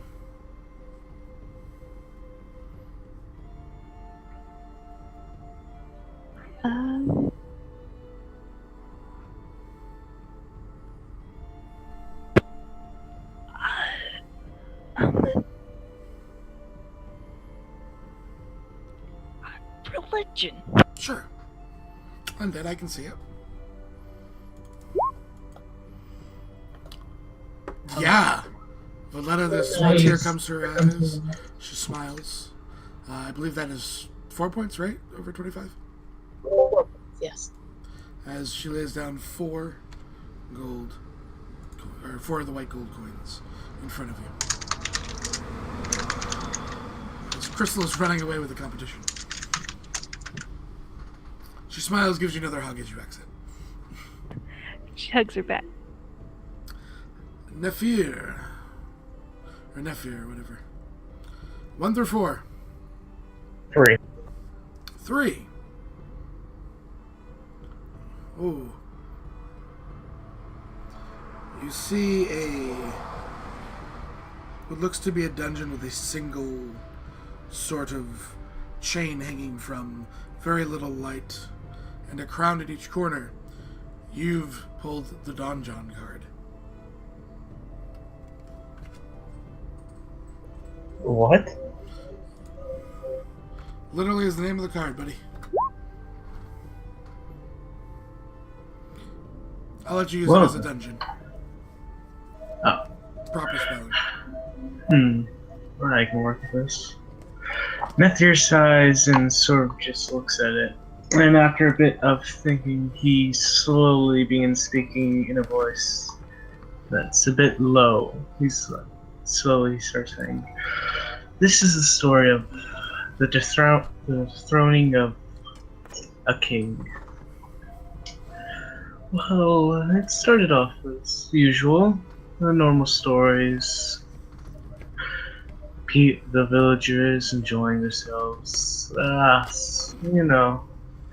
But where there is peace, there will always be anarchy. And as he went on, he, as always, began to gain some enemies. And within soon, he had a very powerful enemy. Within his kingdom, there was what was called the House of Games. Or Game of Houses, as it's properly said. Everyone thinks someone's doing something, and another person is doing another. And that's all for power, to say the least. In the end, the second most powerful ruling house, other than the king himself, wanted him dethroned after coming up with a elaborate. I heard an elaborate and then nothing.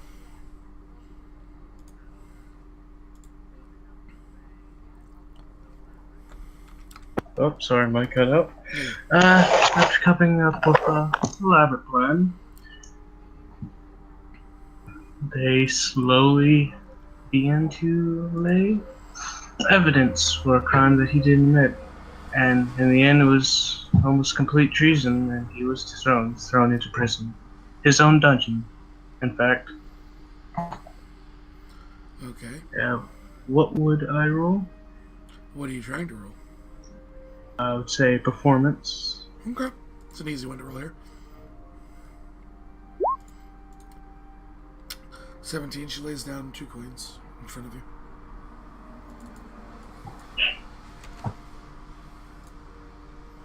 Irith.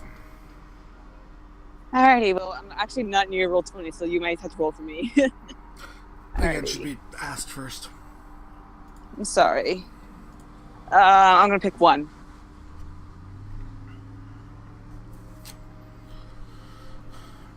You see a man dressed in fineries Oh, well. sitting behind a table with a number of gold coins. In one corner is a vestige of a coin. The other is the number 8. You've drawn the tax collector. Okay then. Alrighty, so Aerith is going to tell a story about a tax collector.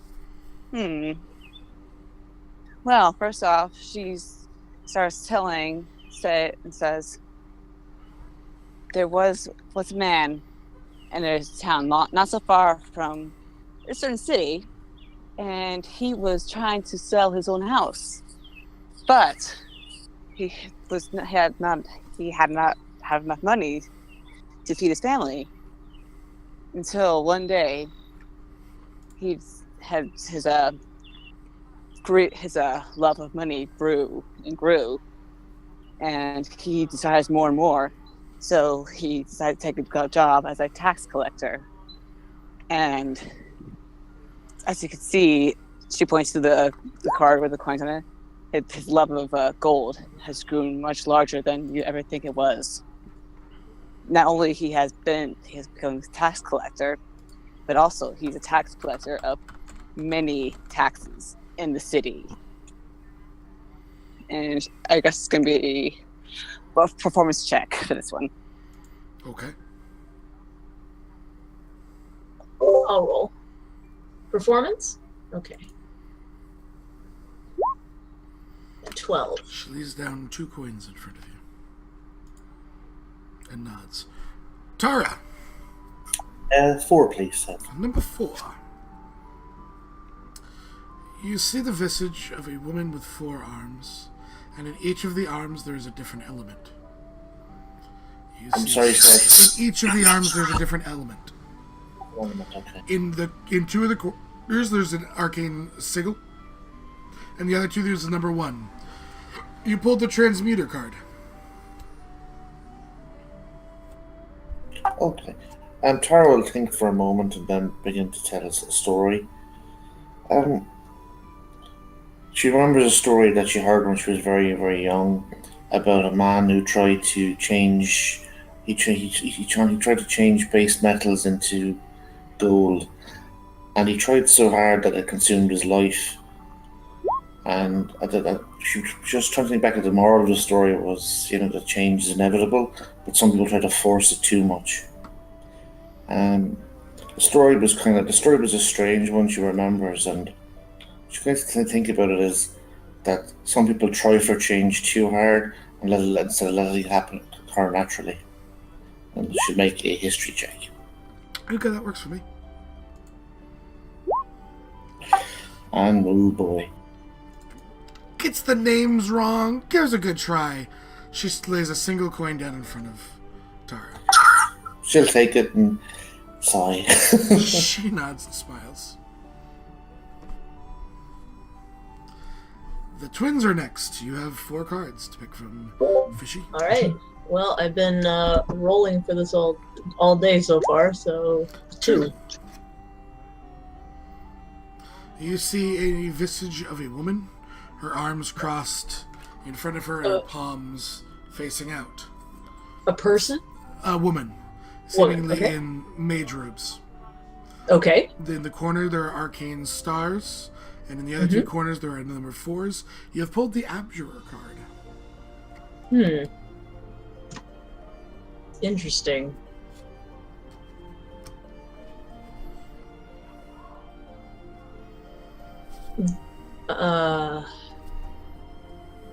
Abjuration is what? Is a school of magic. Yes, it's focused on... Would you like to roll an Arcana check to get that information? Yes, I would very much. Roll 1 away. 18. Yeah, I'm just gonna pull it up here for you. I got my book too. Here you go. I'm copying it right in. Oh, there it is. Okay. I see. So... barriers. Effects.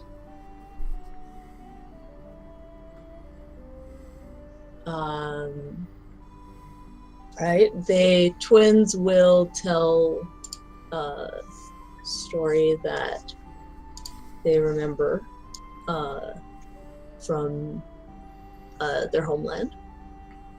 The Siege of Suarez Valley is home to many wizards, wizards of all types. They study all the various schools of magic. However, commonplace and practical magic are valued the most. The valley is generally a very peaceful place, and so magic that does damage is learned largely for self-defense, as opposed to focusing on attack. So abjuration is definitely a school that would have been well protected, and there was a wizard who was sent out on a rescue mission into the mountains to save a family who had not come back from a hunting mission. The wizard spent several days navigating themselves through a storm and used and developed spells as well to protect themselves from the cold, from the wind, and found the family. They found them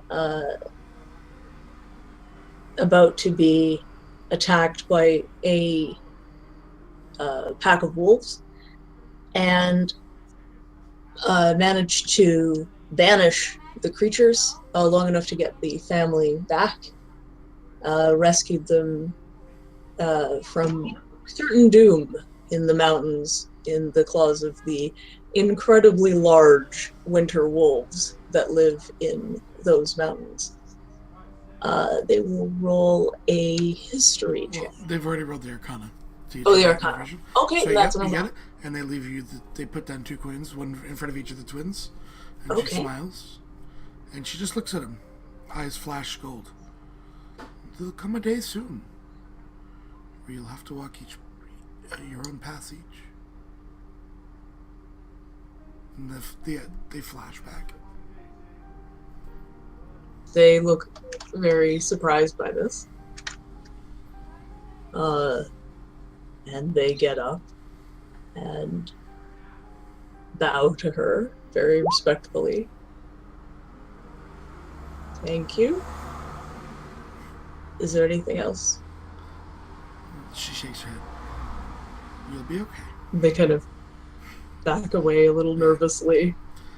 Sumter, 1 through 4. Number 3. I heard a dice. You did hear a die. You see what looks like a small table, a kind of small circular like end table, and there is a jar that sits on top of it, and inside that jar is a floating skull with different various markings on it. In each of the corners there is a crown, and you have pulled the card The Artifact. The Artifact.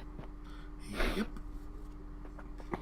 So, back in my hometown, there were, of course, nobles in this town. And of these nobles, a few were more distinct and odd than the others. But there was one in specific that preferred to collect things. Odd things. Very strange, unique, creepy things. I snuck into his house one time, doing my business of sorts. And in his house, I found a vase, a vase, an urn, whatever you choose to call it. Inside this urn was a skull similar to this one. And I heard it speak to me.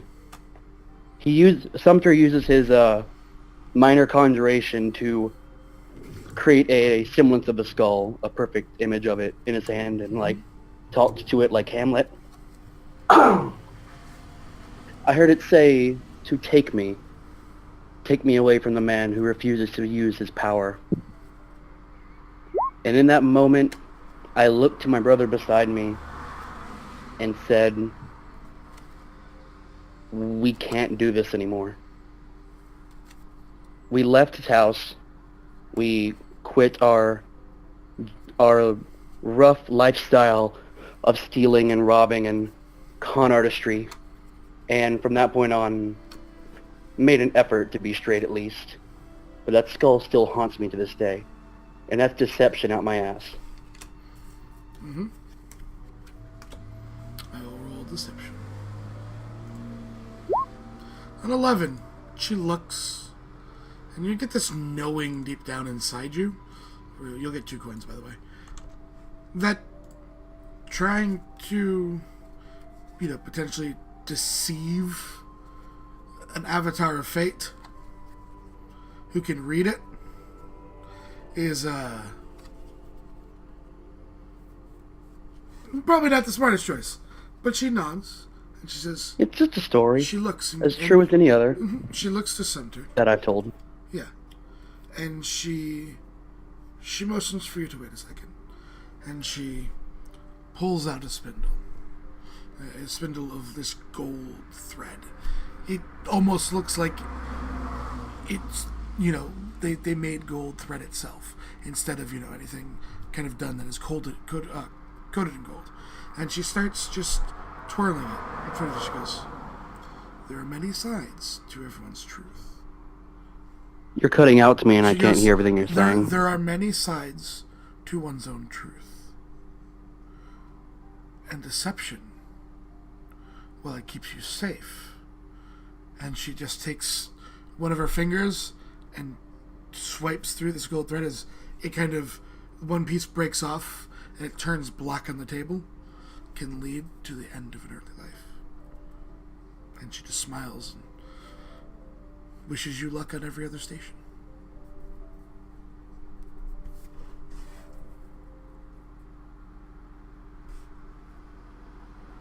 That will take us to the raft. I'll take what's behind door number 2, Sev. Will you? Awesome. Behind door number 2 is the visage of a broken man. In each of the corners there is a crown, as you have pulled the card, the broken one.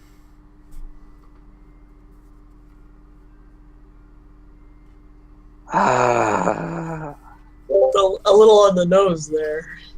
Yeah. Hold on, I flipped over the rest of the cards because I had drawn mine first. After when we came to rafts, your other cards were Innocence, the Avenger, and the Beast. So they literally had a draw for you, Braf. Yeah. It's dear God. They did the first the shield and now this. So you can literally see the look, the flat expression on Raf's face when this card gets drawn, and he looks up at the Solar. She's a Deva. She's A not, Deva? She's not the Solar. And says, This isn't a fate that most would want to travel. My fate leads me towards most likely an early death. It's already brought me one. He taps the card and he goes, this is neither past nor future. This is who I am right now. I am not complete. He kind of glances around and then says the word hesitantly. Ilmater may have rescued me from... He grins and says, the hand I was dealt, but I fear part of me still remains. I can only hope that through my actions I can repay what has been given to me. What are you rolling? Can't I roll the simple conversation? But you can roll. I'll I'm ro- giving you the ability to roll something. I I'll would say state roll- or whether it be religion, persuasion. I was that thinking kind of- religion. Yeah, any of those that you touched on them in your story. 15. She lays down 2 coins in front of you, and she just looks and says, "Are you unhappy? Not with life, but are you unhappy with what was forced upon you?"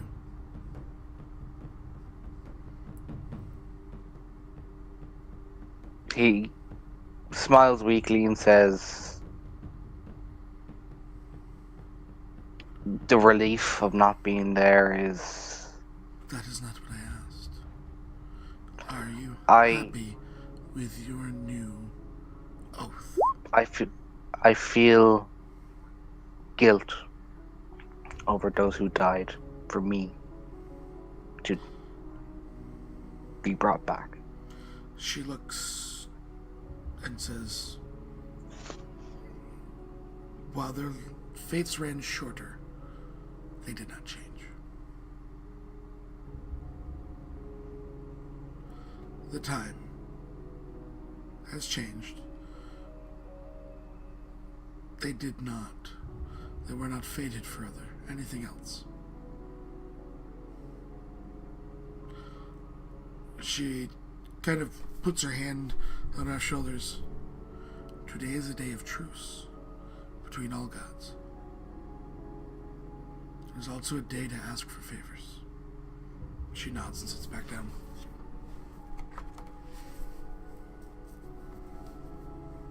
He smiles, bows his head, and slowly leaves the tent. Okay, so Zoe goes in, finally. I do myself at the end. This way Madfish will be all ready. Sits down, she pulls the 3rd card. She flips it over. She sees the image of a man on fire. Swords around the man. And in the 2 of the corners, there are 3 swords that are crossed, and the number 8 in the others. She pulled the Dictator card. She just looks at it, looks to Valletta, tears then running down her cheeks. She says, "I will not predict the future, but I will show you that the past is connected." And she just looks to Valletta. She goes, "It was Edgekeep. I was 14 years younger. I was with my sister and with Griffin. Their dictator, their emperor, whatever you wish to call him. Names was Zeknir. His son being chosen to politically marry is for the 4th time.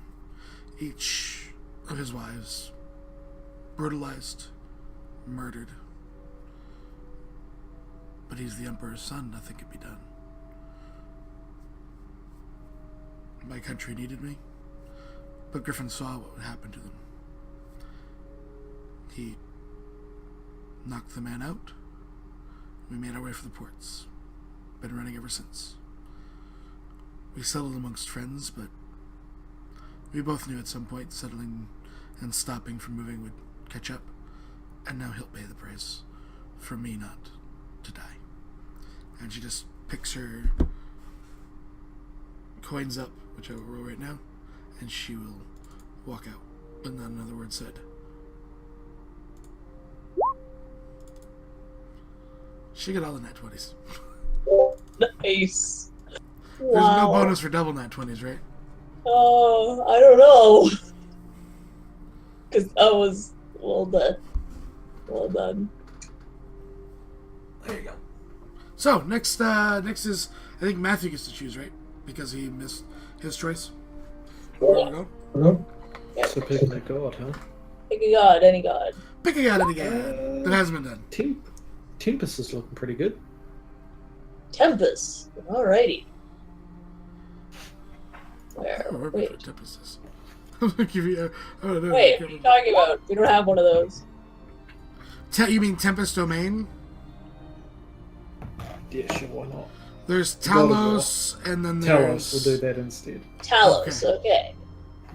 So, you go. We're gonna go back to Bogle. You go to Talos's area. You know, many of you might not be very familiar with Talos. So he's like, I know him! I know him! Crystal, who does, generally quite a lot of breeding, I believe, may be familiar. He's generally considered an evil god. So you're really getting the feeling they're not kidding when they're saying this is a truce, because no one is treating this station any differently.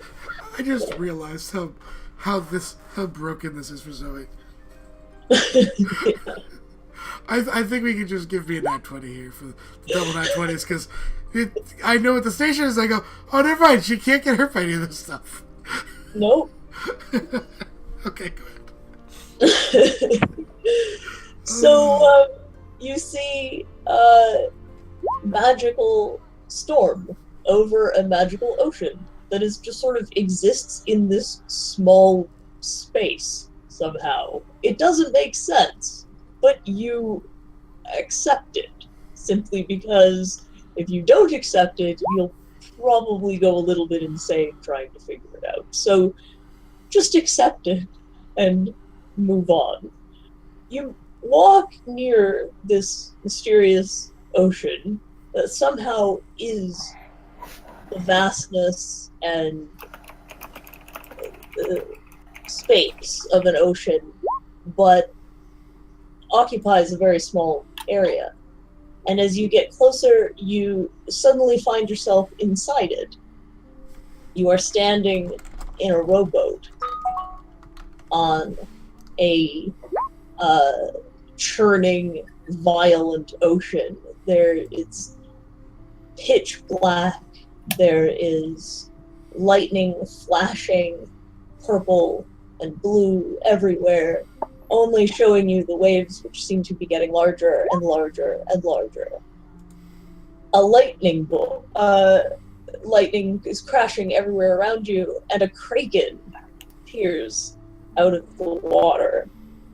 It is terrifying and massive, bigger than anything you could have ever seen before. It has rows of teeth the size of buildings. And you are on a rowboat in the ocean. How are you going to dodge the lightning bolts that are coming down toward you? Turn into a killer whale and swim underwater. Alright. So you would be rolling your which? Are you rolling an ability, or are you rolling your spellcasting for that? I guess we say because you're an animal, you can use the ability. So you want to do like athletics, or what are you going to do? What is the strength of a killer whale? 19. Okay. Let me change my... for now. Yeah, just roll off that sheet. Alright. I'm gonna use athletics for the killer whale to swim underwater to dodge the lightning bolts. Okay. 19. It's pretty effective. You manage to dodge them for quite a while. You seem to know when they're coming. You can get out of the way, but you figure you're almost far away enough that he can't hit you anymore, and you feel the lightning hit you, and poof, you're standing back outside looking at this bizarre little ocean that is somehow large and somehow small at the same time. You get 2 coins from another smaller kraken, who's actually quite. Amra. Okay. So I don't want to deal with the lightning. I make a Well, hut. the kraken is watching you and directing lightning bolts at you. Ah. Would I have a minute? Well, it's launching them at you actively, and it has several arms with which to launch them at you. I 'Cause it's so a wanted to kraken. use this. I don't think I can though. Unless.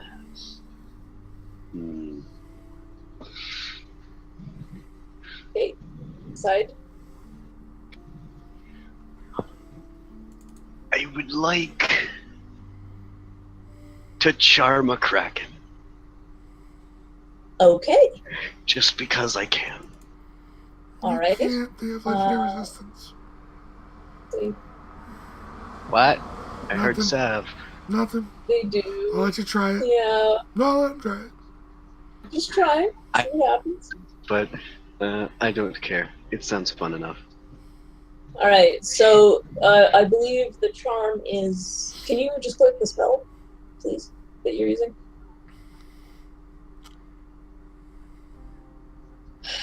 Puns. Oh, come on. Oh we're doing crap, it fair. that Of was course the there's wrong ones. thing. Oh crap.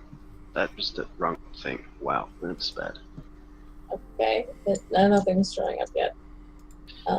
That's because I accidentally deleted it.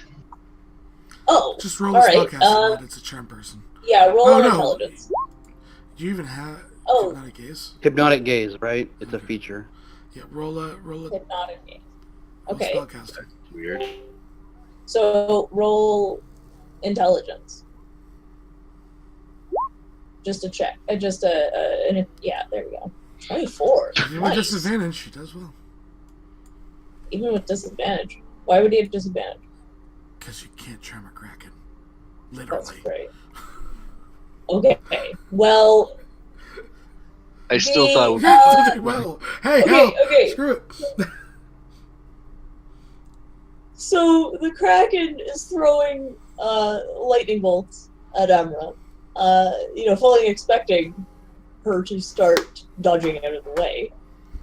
And Amra begins to attempt to charm the Kraken, and the Kraken just stops. I like it. I like it to think it's that kissy face with like the eyebrows she's doing.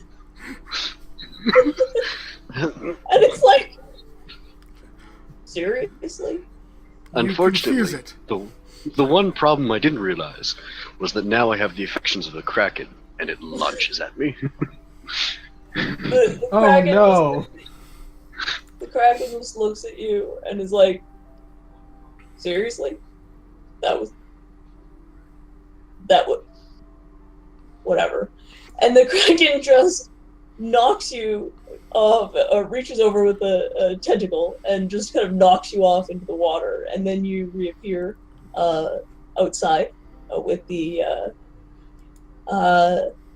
tiny Kraken, who hands over to you 3 coins. Apparently, if you can't win them, you can at least mildly amuse them, or mildly annoy. Whatever works. I just figured either way it would be amusing, so I went with it. All right, Zoe.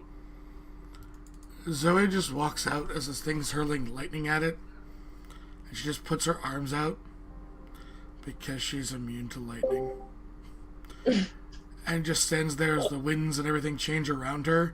Passive ability because there's weather, and then she looks at it and goes, and let me just hold on. Let me just make sure before I do something.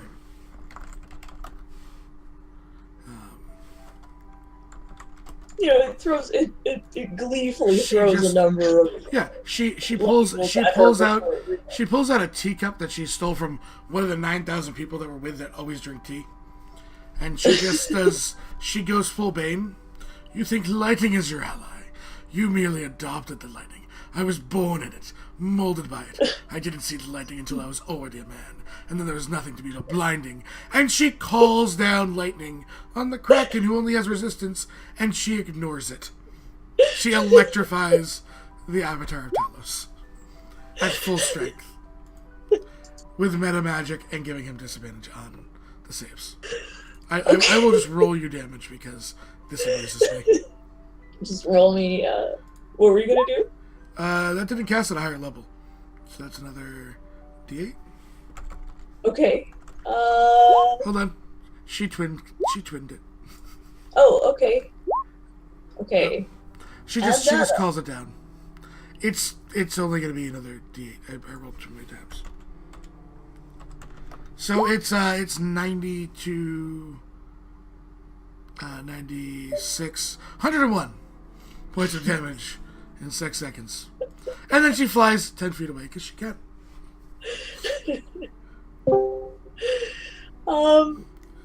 The Kraken looks unamused. And I'm not sure how, Zoe, how followers of Talos are gonna feel towards Zoe after this. May have, made a bit of an enemy there. Picking on a god. You need to roll a something for this. Spellcasting mod, charisma check, I think. Yeah.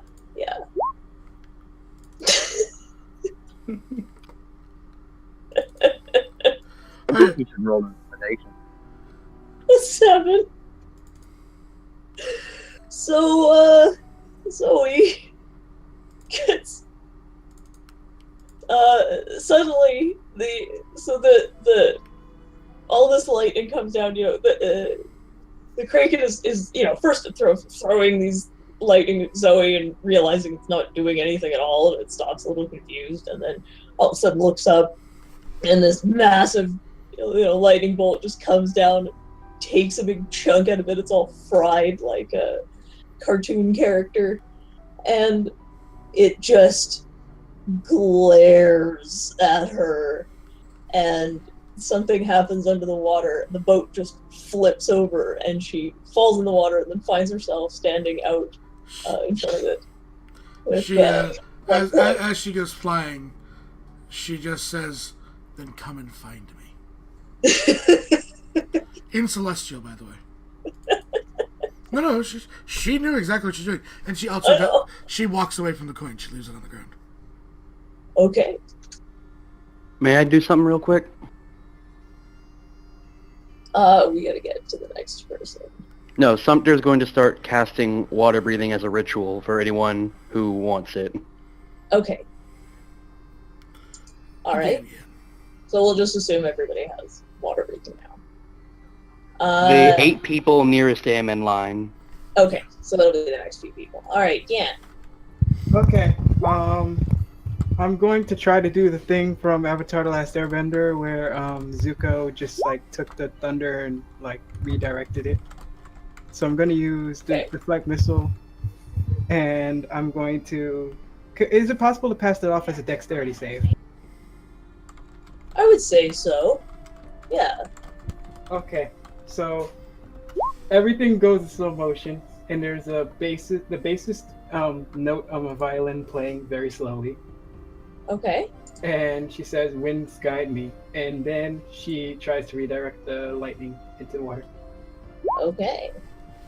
16. Well, you do pretty good, actually, and you managed to deflect a number of these missiles, and you're getting, at first you just, react and block, and then you start to get into it a little bit. You start doing some, fancy poses, and You deflect a majority of them, but you end up in the end.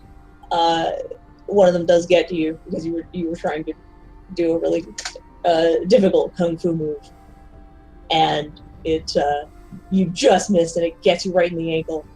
You fly off the boat into the water and appear outside, and you are given 2 coins. Matthew. Okay, so I'm gonna do something incredibly stupid. Okay.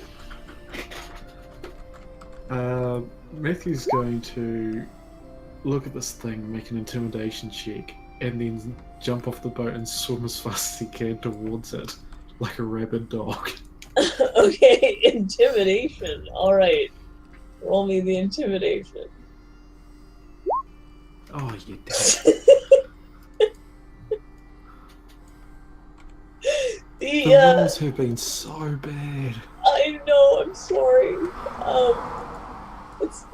It sucks when it's all like just completely chance based. I just imagine it now, it being too dark to see him, and there's so much thunder that he can't even hear him. What's that thing from that movie? Is it Megamind? He's like giving a monologue speech. He's like, "What?"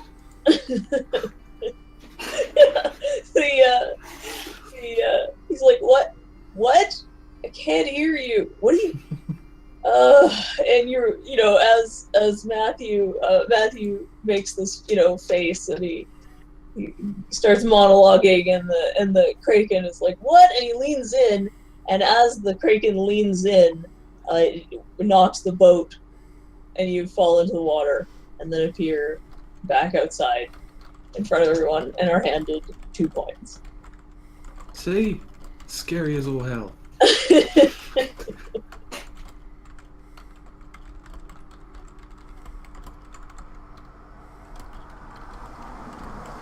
Alright. Bristol.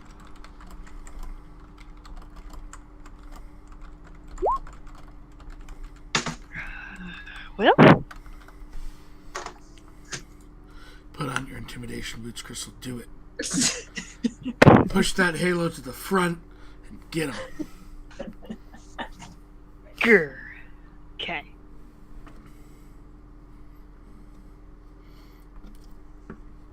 Well, I haven't proficiency with that, but I'll try. I'll look at her, the Kraken, and I'll say, "You seem like a very nice Kraken, but you shouldn't throw lightning at people. It's not nice." I'll use my halo. Roll to mom. It's a 20. Because the halo is the evil creature. So she has advantage on intimidation checks against evil creatures. You mommed for a 20. The Kraken gets this very homesick look for a minute as he thinks about his mom and the way that she used to tell him the exact opposite thing that Crystal's telling him right now. And he's very confused. And so he just sort of sighs and half-heartedly knocks the boat over, and Crystal lands in the water and appears outside on the outside of the little oddly sized ocean, and she's handed 3 coins. She hugged a little Kraken. It seems to like the hug, but pretends it doesn't because it's too busy being evil. Not fair.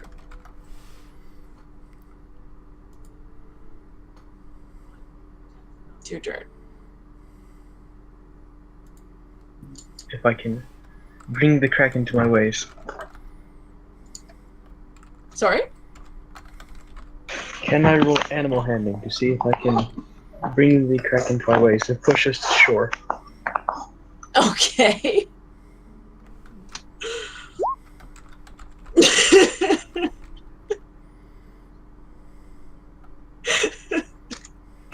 Well, the Kraken is just like you're talking to it like almost like a dog, you know, like, come here, boy, come on, push the boat. The Kraken's like, what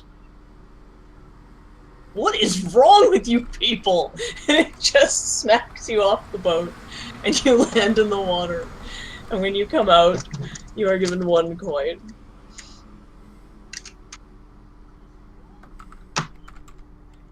We are on to Iris. I'm gonna try to Moana this. Okay. It's like, you know, when Moana starts singing "You Know Who You Are," she's gonna try to start singing that to the Kraken.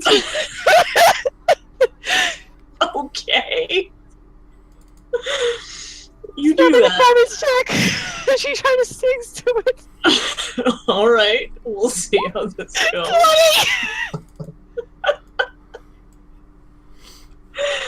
Oh no. Oh, that's not good. Naturally, a 19. That's not. So, the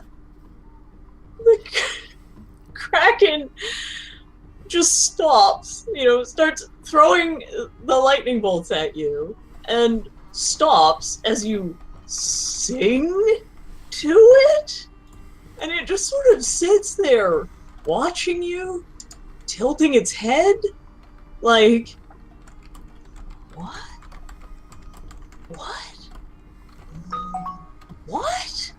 It doesn't understand at all, and it just sits there staring at you until you're finished the song, and then it sort of knocks you out of the boat very quickly, and you end up inside, and you are given 3 coins. I tried. Oh Tara. my god, did you try? Tara, having viewed the others, is not sure that she can physically escape a Kraken, so she's going to try a different approach and rows the boat towards the Kraken. Once you get there, you seem to be in a rather grumpy mood. Are you not feeling well? Perhaps your electrolytes are out of balance. Have you been trying autophagia? Have you been eating your own arms? And she will try to make a medicine check. Convince the Kraken it might be just a bit sick. It's only throwing lightning bolts at people because it's a bit sick. Amy randomly appears, hands it a chocolate bar with peanuts, and says, "You throw lightning bolts when you're hungry."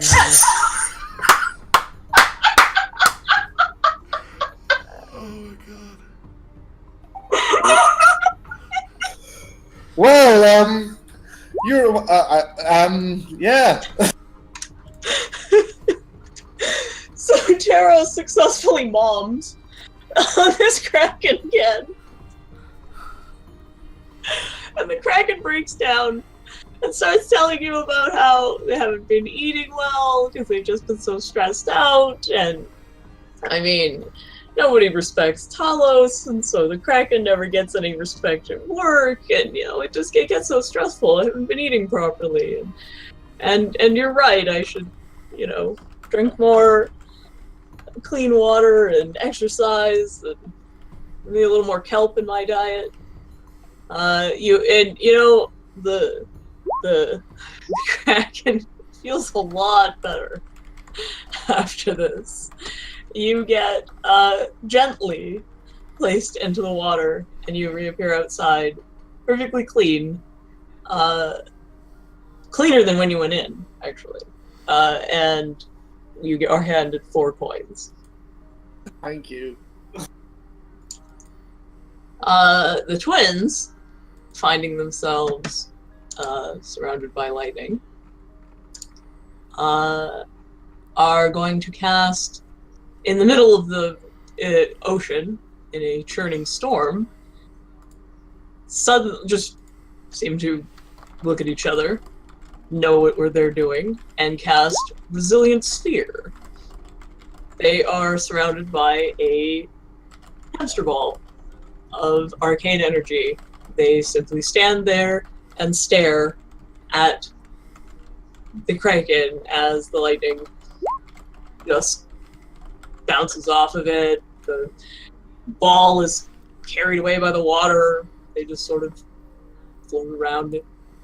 And after a while, now I will roll my intelligence. And this pisses off the Kraken quite a bit, apparently. Because that was not a good roll. And it just grabs the little ball with all of its tentacles and smashes it into the water. And they reappear outside and are given 2 coins. They have not... Oh, I think that's the wrong person. Sorry? I was meaning to send you a DM and I sent Zappy accidentally. Oh. There you go. Alright. I'll run the next one for you. Sumter, what are you doing? I haven't really figured out how to evade this yet. It's not get struck by lightning or not end up in the water. Not get struck by lightning, really. The water brings you back to outside. So water breathing didn't actually help. Got it. Well, you won't drown for the momentarily. You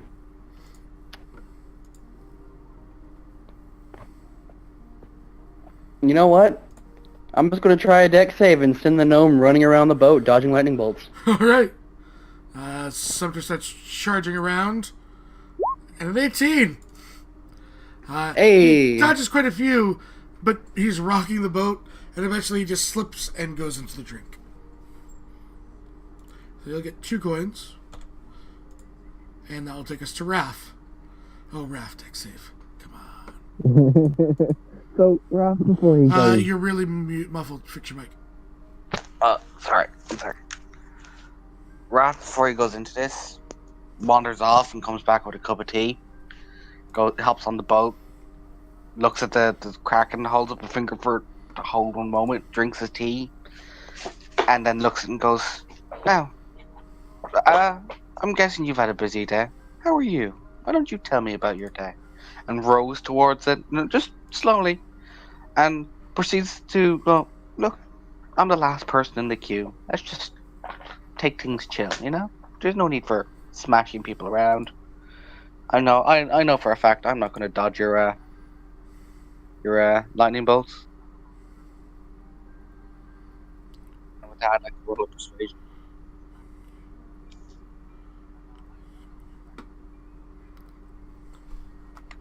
Okay.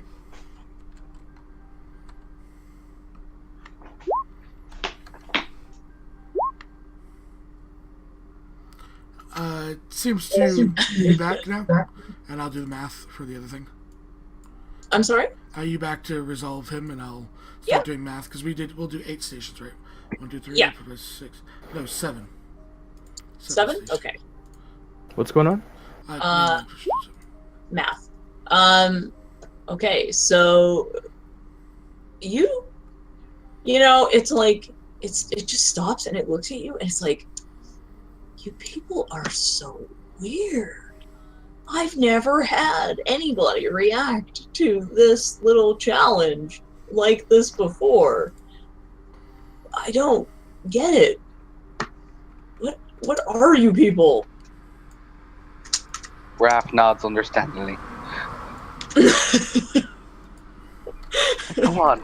He's speaking in Celestial to this thing, so because he doesn't know if it talks anything else. So just, be nice. So, it kind of, pours its heart out to you a little bit more, and that's that. You pop back out. It just kind of gently places you in the water, and you pop back out and are handed 3 coins. I tell it to call me before I go, trying to make a new friend.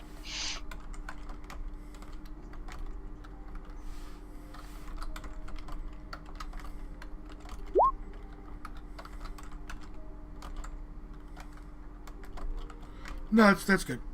I'm doing math right now. Okay. So we'll do All one right. more. We'll do one round here, and that'll be the last one. One round here? Yep, one more. So last round is right now. Okay. So. Whose turn was it? Matthew picked. Crystal picked. It's Nif's turn. Nefer. One last god you get to visit.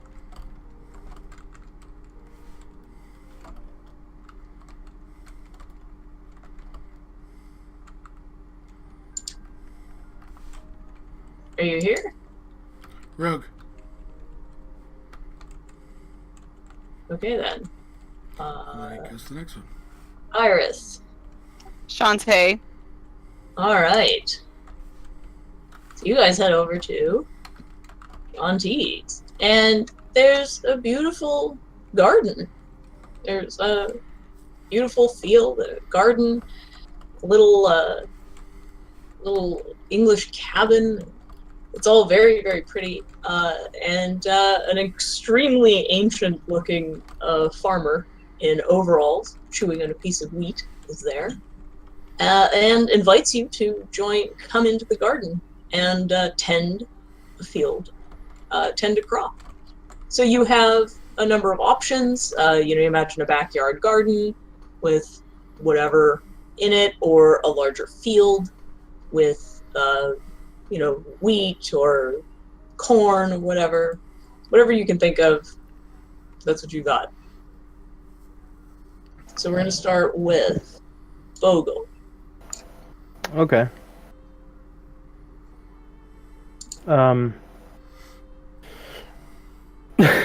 Bogle is going to move around the crops. Slowly looking at the different colorations of the leaves to see if they're getting the proper nutrition that they have. He just, walks around and tends to the crops as best as possible. Then he's going to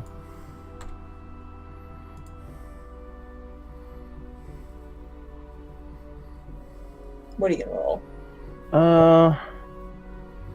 Nature. Okay. Yeah, nature.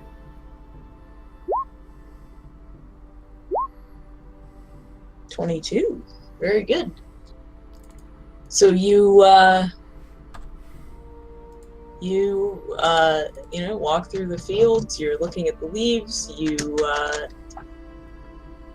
get a pretty good idea of what to do. You find a couple of crops that need a little bit more water. One of them has some weeds around it. You pull those out. You realize this plant shouldn't be next to this one because they'll both get an infestation, so you move them. They're very grateful for your help. I'd like to point out that this station is worth double points, by the way. So you get... Because feeling generous, so he gets 6 coins. Yeah, he gets 6 coins. 6 coins for Bogle. Amra.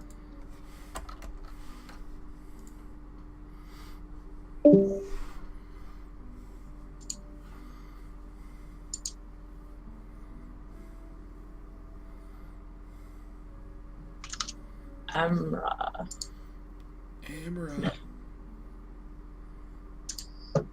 Okay, we'll skip to Zoe. Wait. Oh, is that you? Yes. Okay. I was waiting for somebody to get out of here. Okay. Oh, okay. What are you gonna roll to tend a garden? Okay. Time to push the levels of absurdity. Okay. Don't charm the plants. It would be funny, but no. Mm-hmm. What are you gonna do? I'm going to cast Alter to turn me into a chibi plant girl. Okay. Roughly their size. Okay. And I walk across the room in this mysterious chibi land, Mm-hmm. and begin to see if any of them look down using insight. Use the spell. And I'm Yeah, you use the spell. You have to roll intelligence. okay.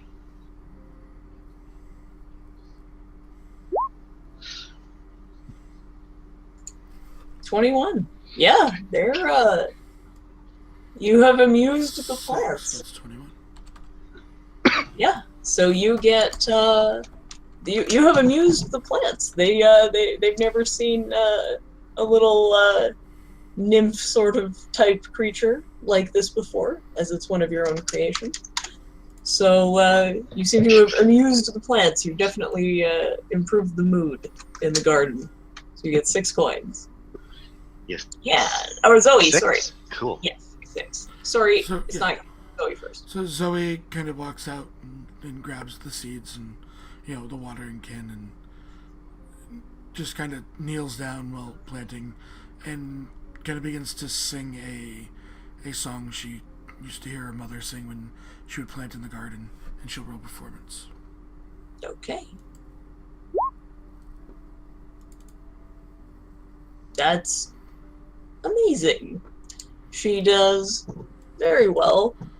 It's a beautiful song, and much like the Disney princess that she is, the plants around her start to sway and dance along with her beautiful song.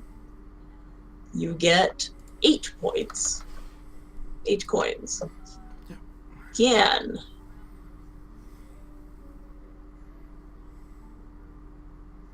Is Gian here? Gan. Nope. Okay. Matthew. So Matthew's going to remember in a time when his family were all together and tending to the vineyards, and he will be... he'll just be tending to the plants. Okay. So I'll make him nature. Nice. At Yeah. least I didn't beat the shit out of him. No, he does very well. He actually finds part of the garden is a vineyard, and once he gets there, he knows exactly what to do. Everything comes right back to him, just like he remembered when he was young, and he takes quite good care of the plants, and he gets 6 coins. Sweet. Crystal. Crystal will go up and say hi to the farmer, and she'll go out and say hello to the plants, and then she'll get to work on tending them with nature.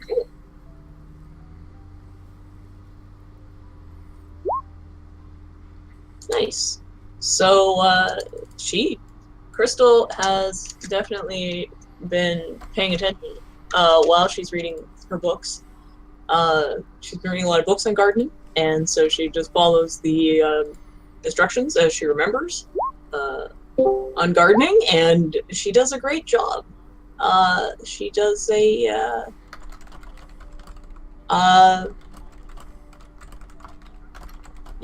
she pulls up some weeds and cleans up, a bunch of the plants, and they all look happier and brighter after Crystal has gone by. Nephir. It's like she can charm the pants off plants. Sorry about that. Internet went down. Oh, okay. You have to tend to some plants. What would you like to roll? Okay, I'm going to use my tunic to water the plants, and I'm going to bend the water.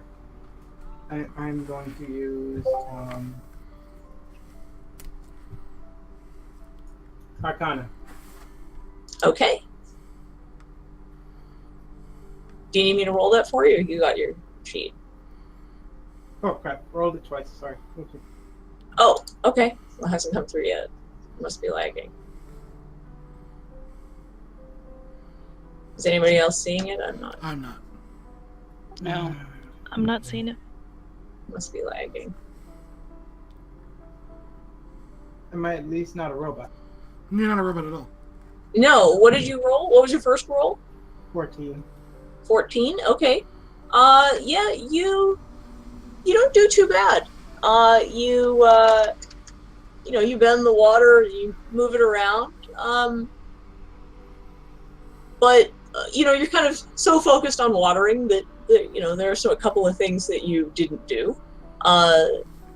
But that's fine because they're quite happy to have had your help. So you get 4 coins. Hey, no. All right. Nephir. Sorry, my network cut out and I'm gonna have to reload roll 20. Can you just have him roll, like, survival? Survival, okay. I'll get that for you. For him, by the way. Okay.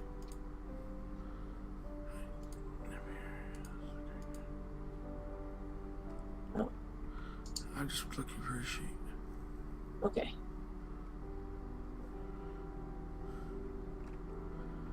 Why am I not seeing?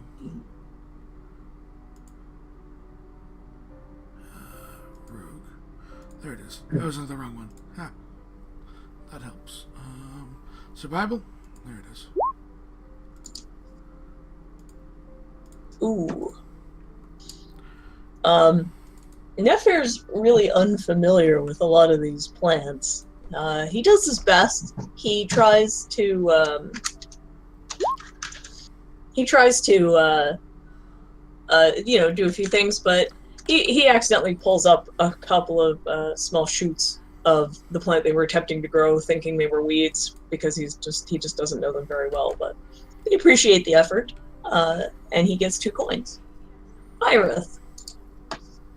Iris is actually really happy right now because she is a follower of Shantae, and she's like, "Oh my gosh, I used to do all this stuff back at home."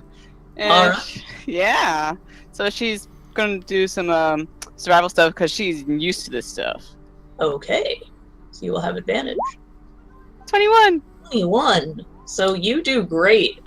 You just hop right in there. You're in on your knees. You're just like home. You just have all these fantastic memories.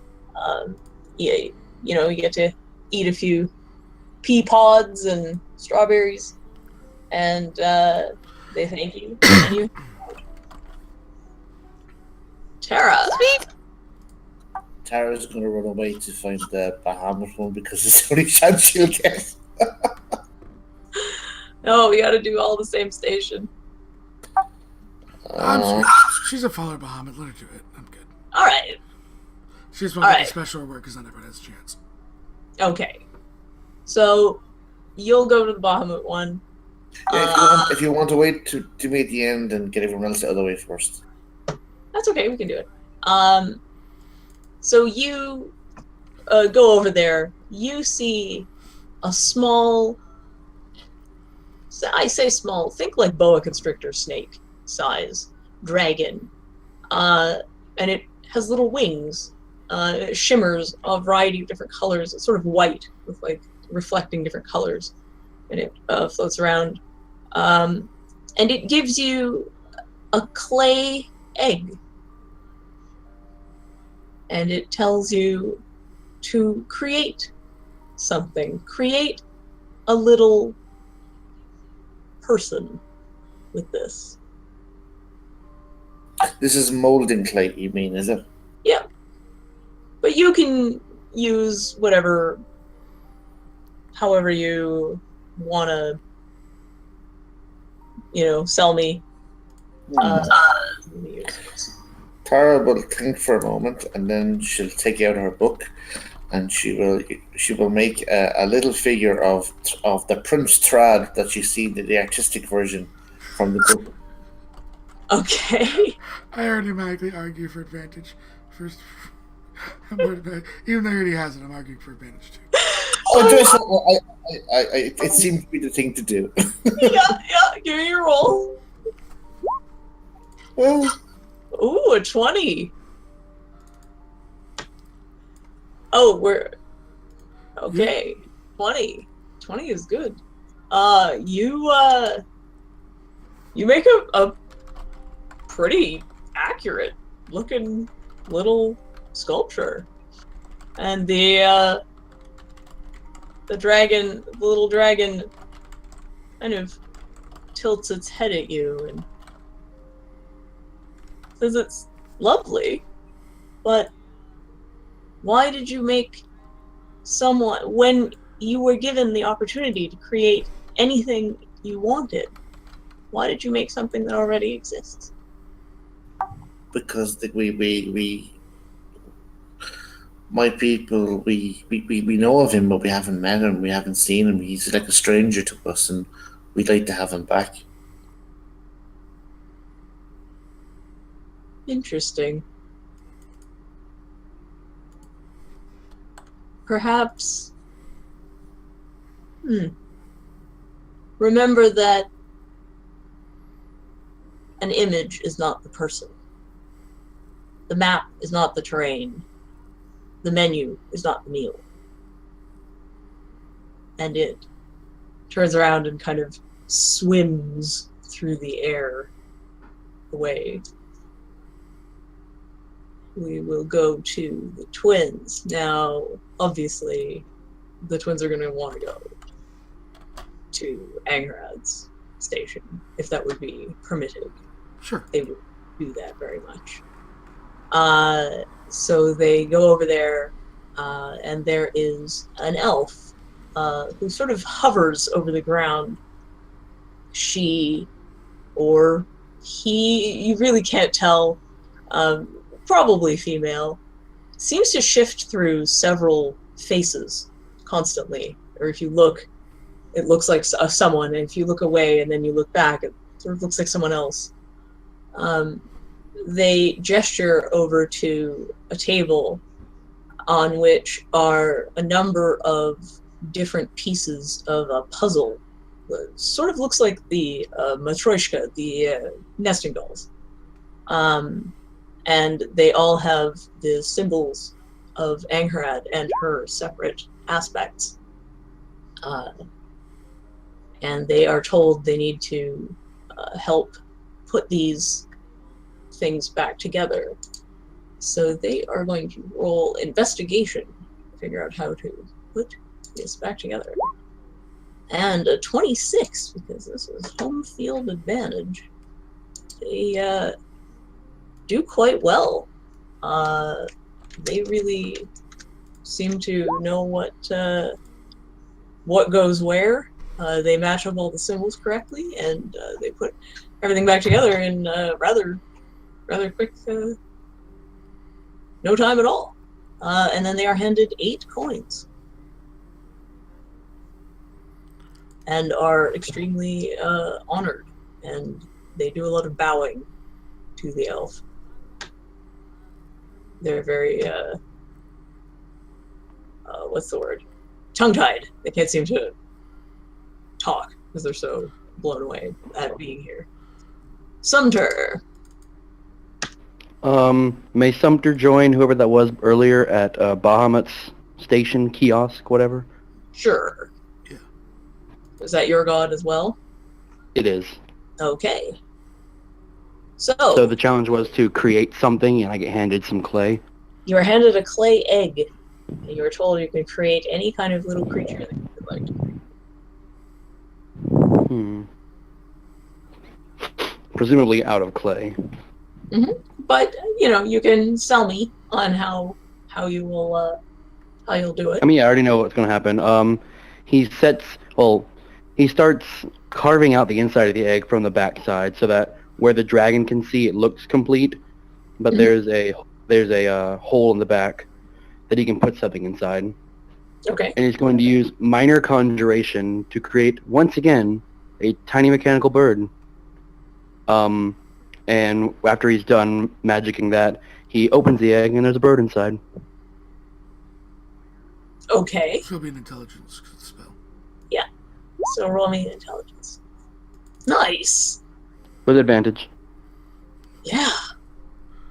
I rolled you a 19 and an 18. On the dice. That's pretty good. On the 24. dice. So 24 and 23. So, oh, hey. Did you see what we put in the, oh, no, it's 24. Okay. So, he's quite impressed. And, thinks it's really, is kind of fascinated by your, asks you what's the significance of the bird. It's a gift from my brother. He's not here anymore. It is kind of you to remember him. I'll never forget him. And you can keep your little creation, your little clay egg. It only lasts for an hour. I leave it with him. No, your It's the permanent. clay part. Oh, the egg. Okay. The bird becomes permanent. Yeah. And now I have 2. Yeah. Raph. Think you know where he has to go, right? Mm-hmm. So Two. he walks up to the Ilmater. Is it station. Ilmater or does he go Oh, where is he gonna go? Diomede? It's up to you. He worships. He worshipped Iamade, Uh-huh.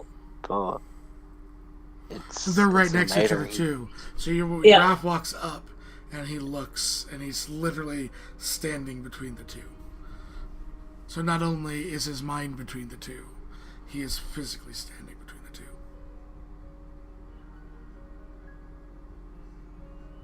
You can literally see that longing, like to go right, but he ends up having to go left. And he walks over to Ilmater. Okay. you see a door, just sort of standing in the middle of nowhere. You open the door and step inside, and you are now inside an office. There is a secretary sitting at a desk. His hair is just sticking out all over the place because he is tearing at it. His glasses are taped and crooked. He has just mountains of paperwork everywhere around. And he looks up and he's like, oh, not more work. What do you need? Raph looks a little confused and is like, "What do you mean? What do I need? This is a test, right?" We're here to do something for you.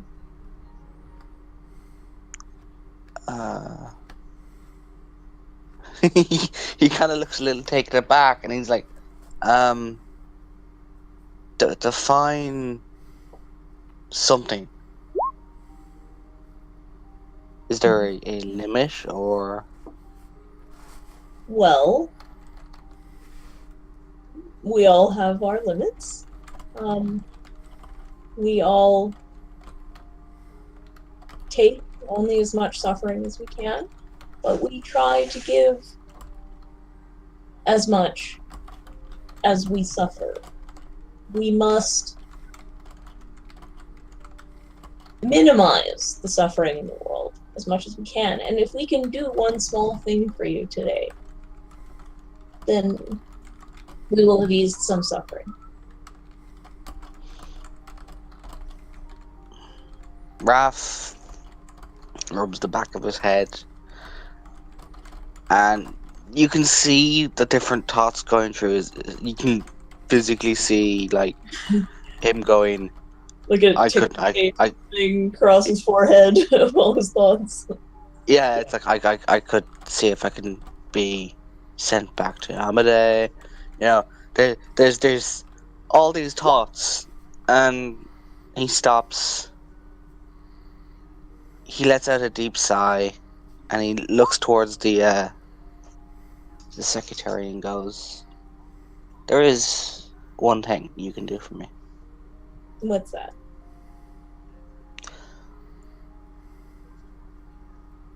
Can you please,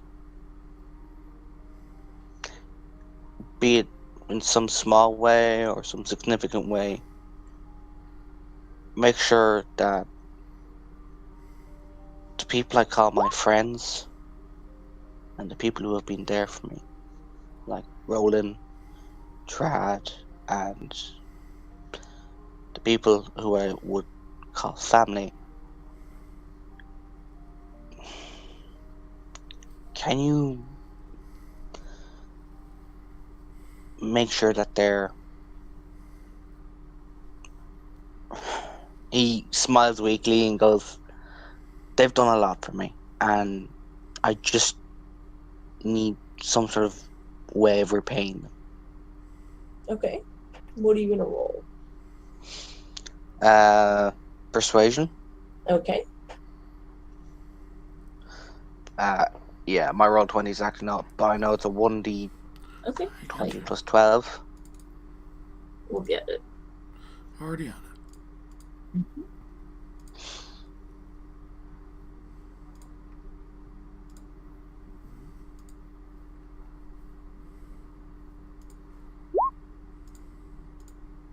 $27. All right, so you named Roland. Who else? Trad. Throd. And Basically, just pick one more specific person. Merlin. Merlin. Okay. As you say Merlin's name, it pops out. And what? I'm Merlin. Hi, wait, why are you here? Cause... See you later. And shuts the door and walks away. Okay. All right. You are handed 8 coins. And then all of you are... Where did it go? Rough. Oh. I get this from here for you, Patricia. Okay. Because it ends me anyways. Rough, you exit. As everyone's kind of regathering, you see the dropped coin from before. Do you pick it up? From... The one that Zoe just tossed on the ground. Is Zoe standing nearby? Generally around. I look up at Zoe and go, Zoe, you know you threw your coin on the ground, right? I don't want it. You can have it. I'll pick it. If you don't want it, does anyone else want it? I want it. I want I it. want it. It would make me an even 20. I think that it only affects the person that I started this with. The rest it won't change any of you. I want it for keepsies. He picks up the coin and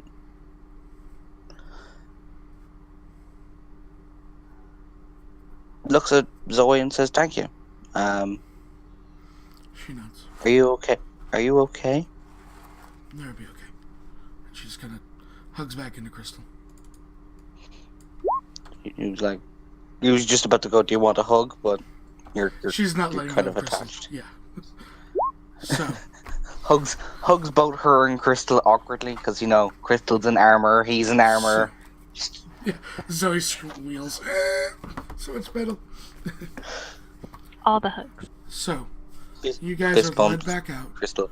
towards away from the fairgrounds, and there is a box that has coin slots in it and a lever, and it says for your reward. Bogle, do you place all your coins in the box? Yes. Roll me a d100. Oh, okay.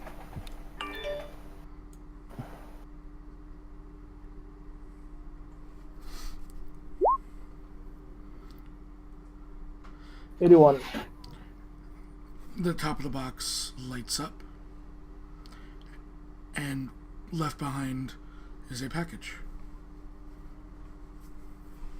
I take the package. You look inside of it, Yes. and as you see, it immediately identifies to you. You find an Ion Stone of Intellect. Of what? Intellect. Intelligence. As he turns to show everyone, Makes you smarter. the light comes down. It bathes Bogle, and he's gone.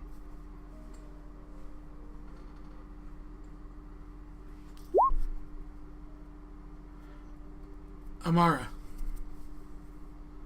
you put all your coins. Yes.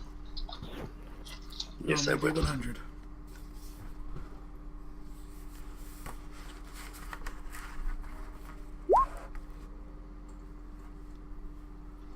$98. 1 second, I might have to pick something for you because that might already be gone. There's sometimes only one of thing, and the table you're rolling on may have already been claimed. So give me 1 second here. As I get the hiccups.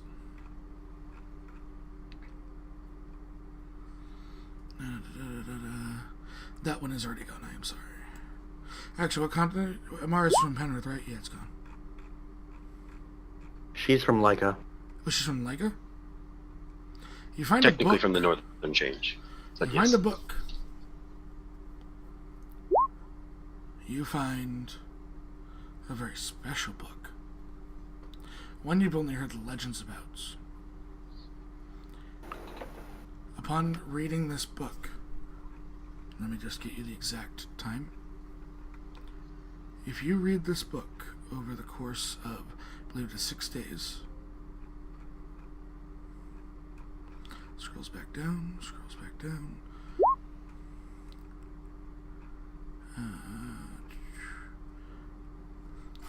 If you spend 48 hours over a period of 6 days or fewer, studying the book's contents and practicing its guidelines, your intelligence score will increase by 2, and so does your maximum for that score. The manual then loses its magic, but regains it in a century.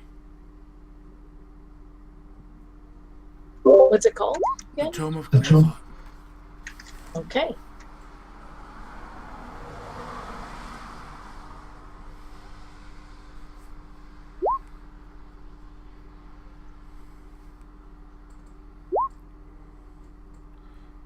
I'll do Zoe's at the end. Gan, Tight. Right. Yeah. Yes, yes. you put all your The coin. coins in it. All right. Yep. And roll will be 100. Correct, sir.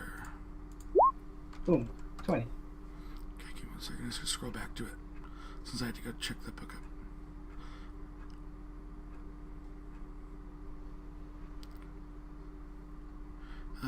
You are H20.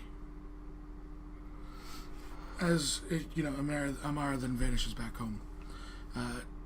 Gangan, you put your coins in. You pull the lever. Again, there's a glow. There's a small box. You open your box. Yes, yes, I do. You find inside that there is a ring engraved with stars. You find a ring of shooting stars. Ring of shooting stars. Sounds nice. Oh, pew, pew. That will take us to Matthew. Thank you, box machine thing. And I'll check all my coins in. All right, roll a d100. 94. Roll me again because I know you can't attune to the item. I'm waiting to waste a roll. Alright. 53. You find. Let me just double check this item. I was trying not to make sure no one can say that they can't use it all.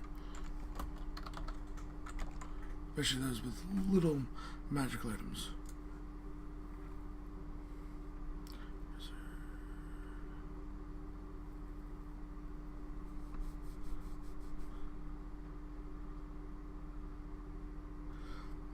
You find a vibrant purple prism. You notice this is an Ion Stone of Reserve.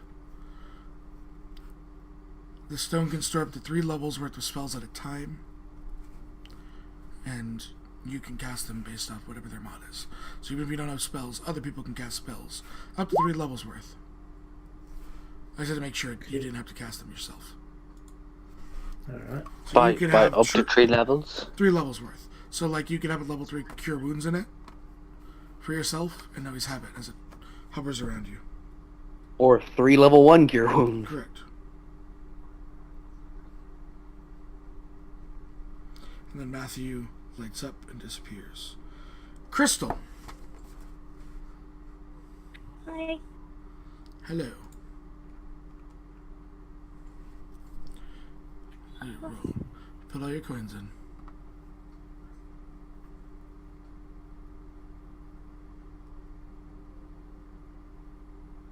And roll a d100. Okay. She's gonna hug Zoe really, really, really tight. Zoe hugs her back.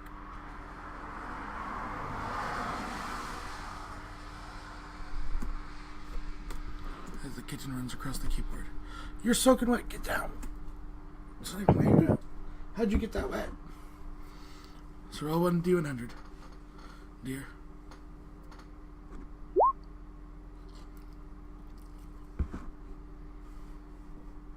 I need to see what this does so I can explain it to you because it's something I don't know off the top of my head. What? It's something I don't know off the top of my head.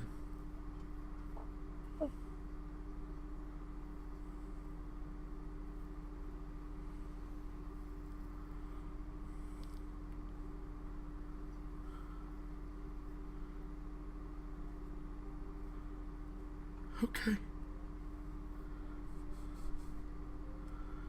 You obtain, as you put it in and pull, there is a 6-sided, looks like a dice, that just lays there. You pick it up and you look at it. You realize this is a cubic gate. Whoa. You realize that you can use an action to press one side of the cube and cast the gate spell with it, opening a portal to the plane key of that side. Alternatively, if you use an action to press one side twice, you can cast Planeship with the spell and transport the targets to the plane key to that side. It has 3 charges, so you can only use it 3 times a day. And each use of the cube expends 1 charge. It gains 1d3 expended charges daily at dawn. Damn. I'll tell you what I will tell you what the other planes are. It's the cubic gate. Cubic gate. Okay, I'm making this. I will figure out the other ones for you. The other planes, the other 5. One's always the material plane. I'll tell you what the other ones are. Oh, okay. That's really interesting, by the way, because of the wording. I'll talk to you later about it. Oh, okay. And Crystal vanishes. Neff, roll me a d100 as you put all your coins in. A 30. You put your coins in, pulling the lever, and a small potion seems to appear in front of you.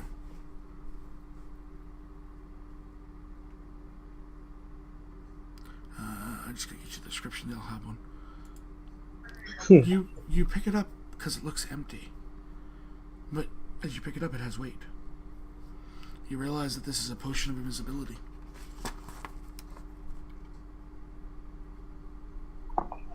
He sort of just looks at it before pocketing it. And as he pockets it, he disappears.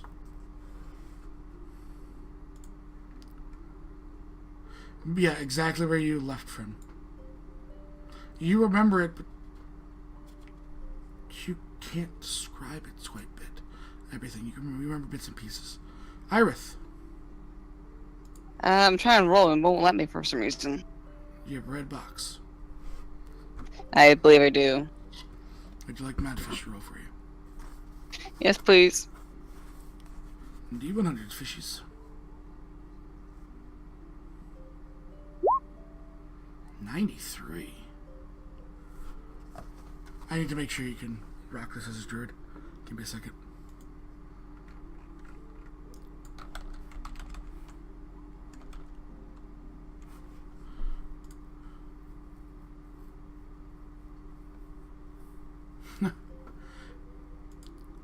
Although when it appears it seems metal, the metal seems to shatter, leaving this wooden shield behind. Sweet. You realize that this item requires attunement, by the way. And it is a shield. It is called a Spellguard shield. While holding the shield, you have advantage on saving throws against spells and other magical effects, and spells attacks have disadvantage against you.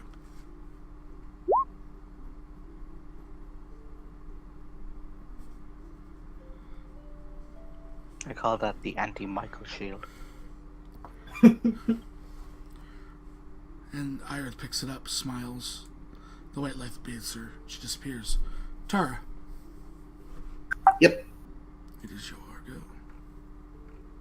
She'll put her other coins in the box as the others have.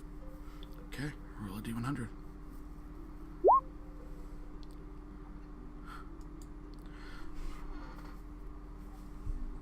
A beautiful cloak in almost what looks to be the platinum color of your god, with a symbol on the back, appears. And you look at it because you know it's magical, but it seems to almost have been gifted to you. This is a cloak of protection. Tara will put it on immediately. And it is properly with your holy symbol on the back. She puts it on. A smile, probably, as best a Dragonborn can smile, right? Comes to her. Sorry, her you cut face. out. As best a Dragonborn can smile. It comes to her face, looking around, and she is bathed in platinum light and returned. What is it called? It's a cloak of protection. Okay. I just kind of made it visually look along the clerical lines. Twins. Alrighty.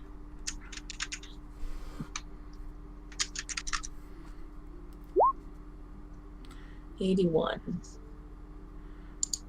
Wizards, right? Mm-hmm. Reroll, because I know you're already up for 20 intelligence. No, I don't. You don't? So I have 18. Are you going to go to a 20 intelligence? Oh, I mean, probably, but... I'm giving you the option because it's the Iron Stone of Intelligence that you rolled. That would help, but I could do better, maybe? I'm not sure. It's up to you.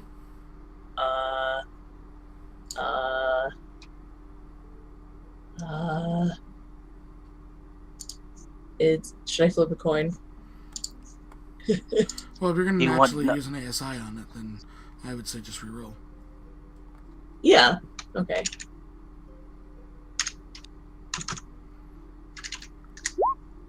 $51. Do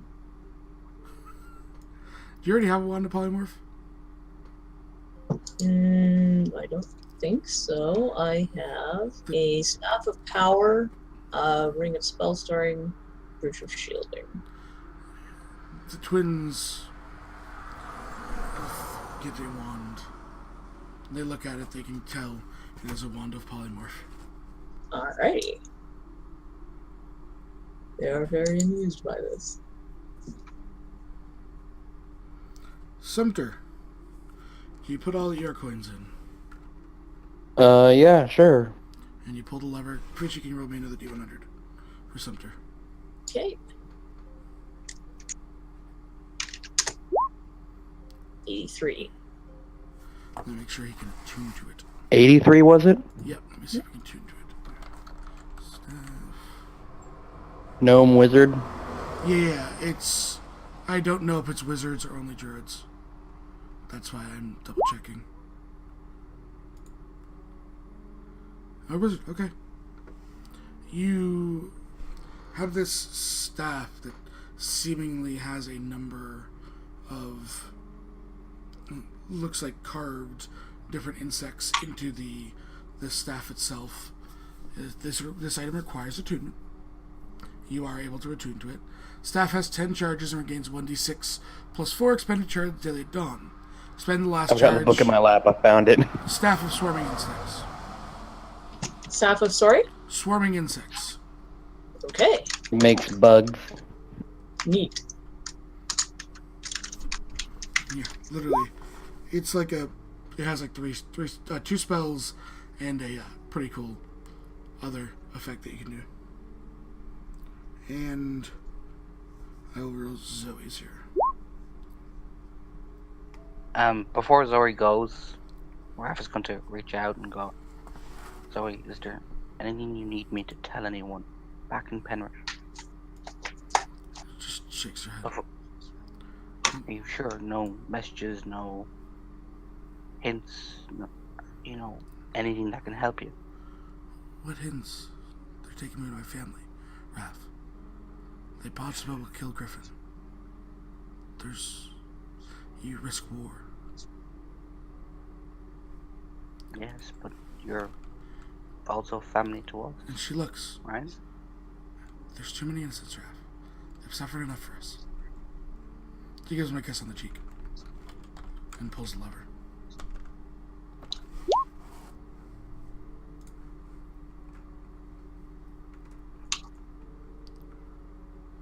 And she will also get a ring of shooting stars. Okay.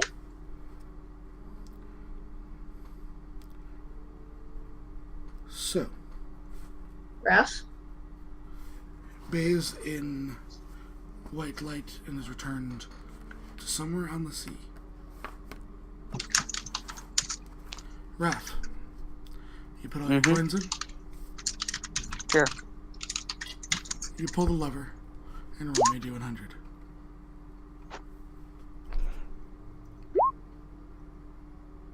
It didn't work, did it? It did.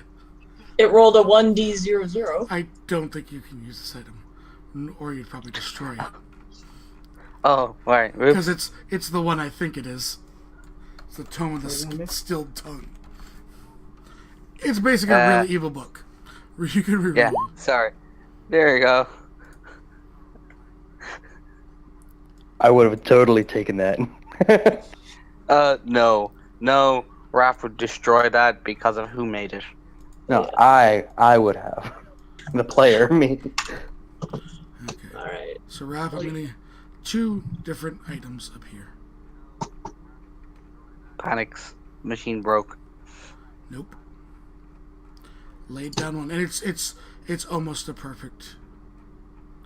Because of what you rolled, it's almost perfect compared to what I was planning to do anyways. Because you hit the highest tier. One of them, Raph, is let me just double check, it can be a great sword.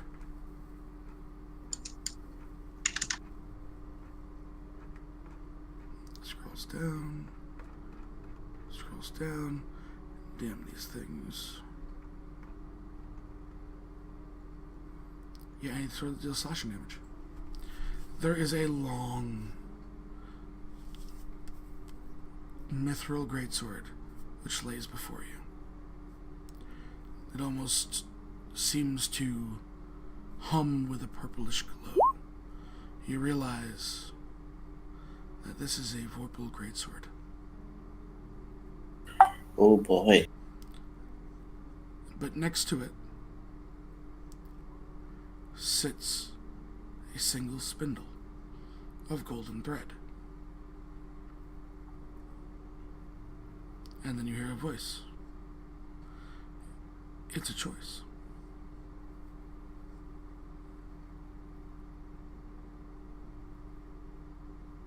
He stares at the thread. Not the sharpest tool in the shed, so to speak. Blood stands next to you. He nearly jumps. when she appears next to him. No, she walks up next to you. She called out to you. She said it's a choice. Oh, I thought that was in my head. What kind of choice? Well, a weapon that you desire. And then she looks to the other, looks to Spindle, or what your heart and your soul desire.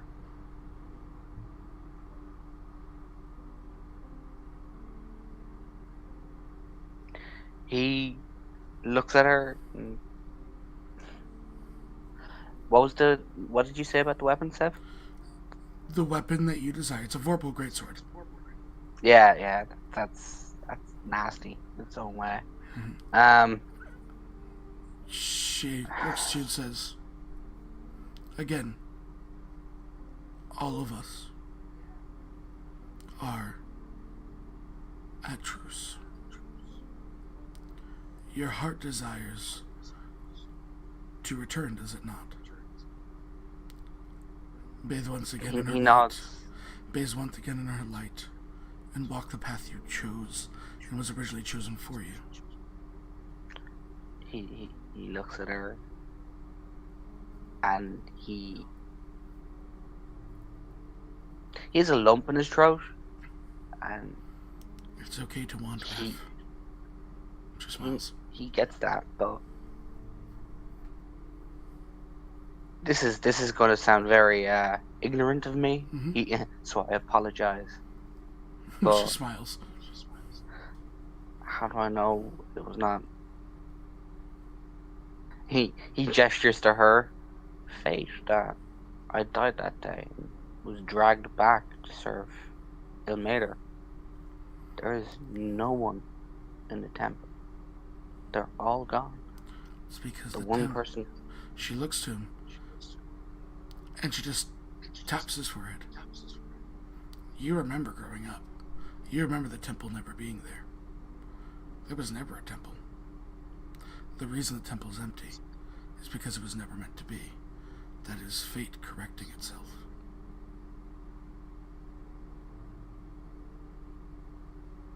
Then why? What was the point of all the debt? And all those people who were never meant to exist in the first place? She just looks to you, and you share a glance, and with an unknowing word, you understand.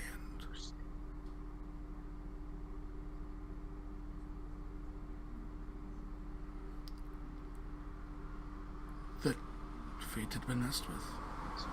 That those people were never meant to be. That everything about the heralds being locked away and then released, and then furthermore, provocations.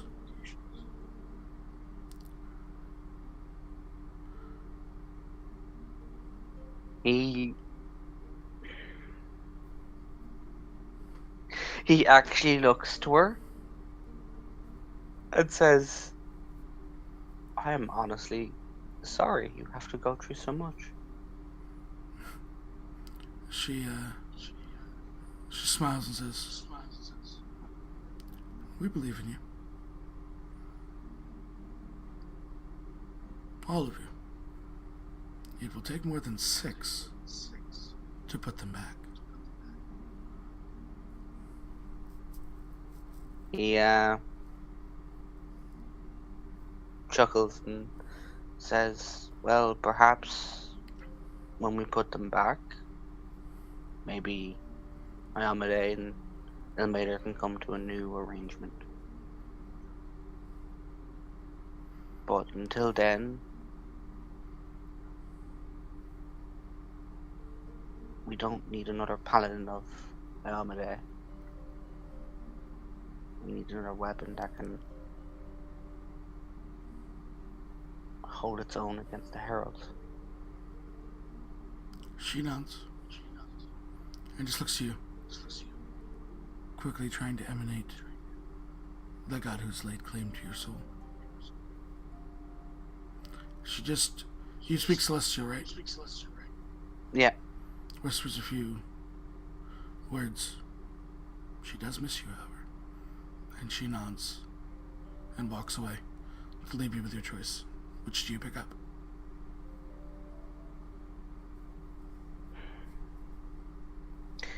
You see him run his hand over the sword. He then looks towards the spool. And even just looking at the spool feels warm. It feels right.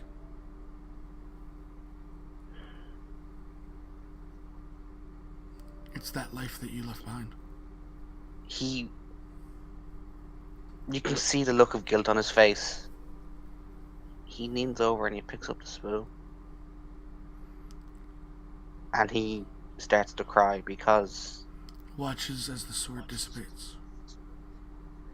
he can't do it. He misses that light, and being dragged out of hell, and he just needs that light again. It's felt cold since it was gone. An old man wanders up behind you, Raph.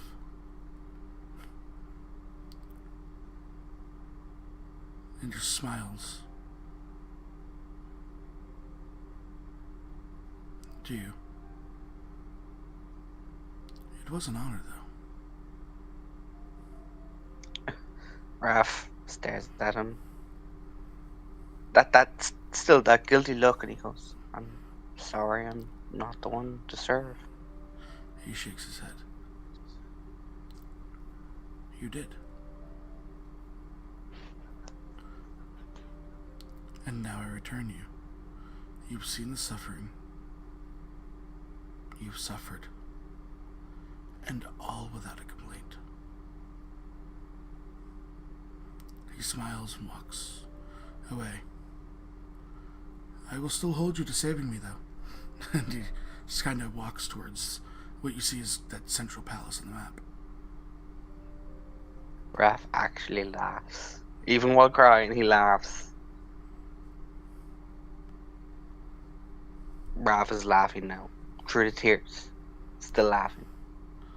There is a camera that pans out away from Raph, and that is where we say goodbye to Twitch.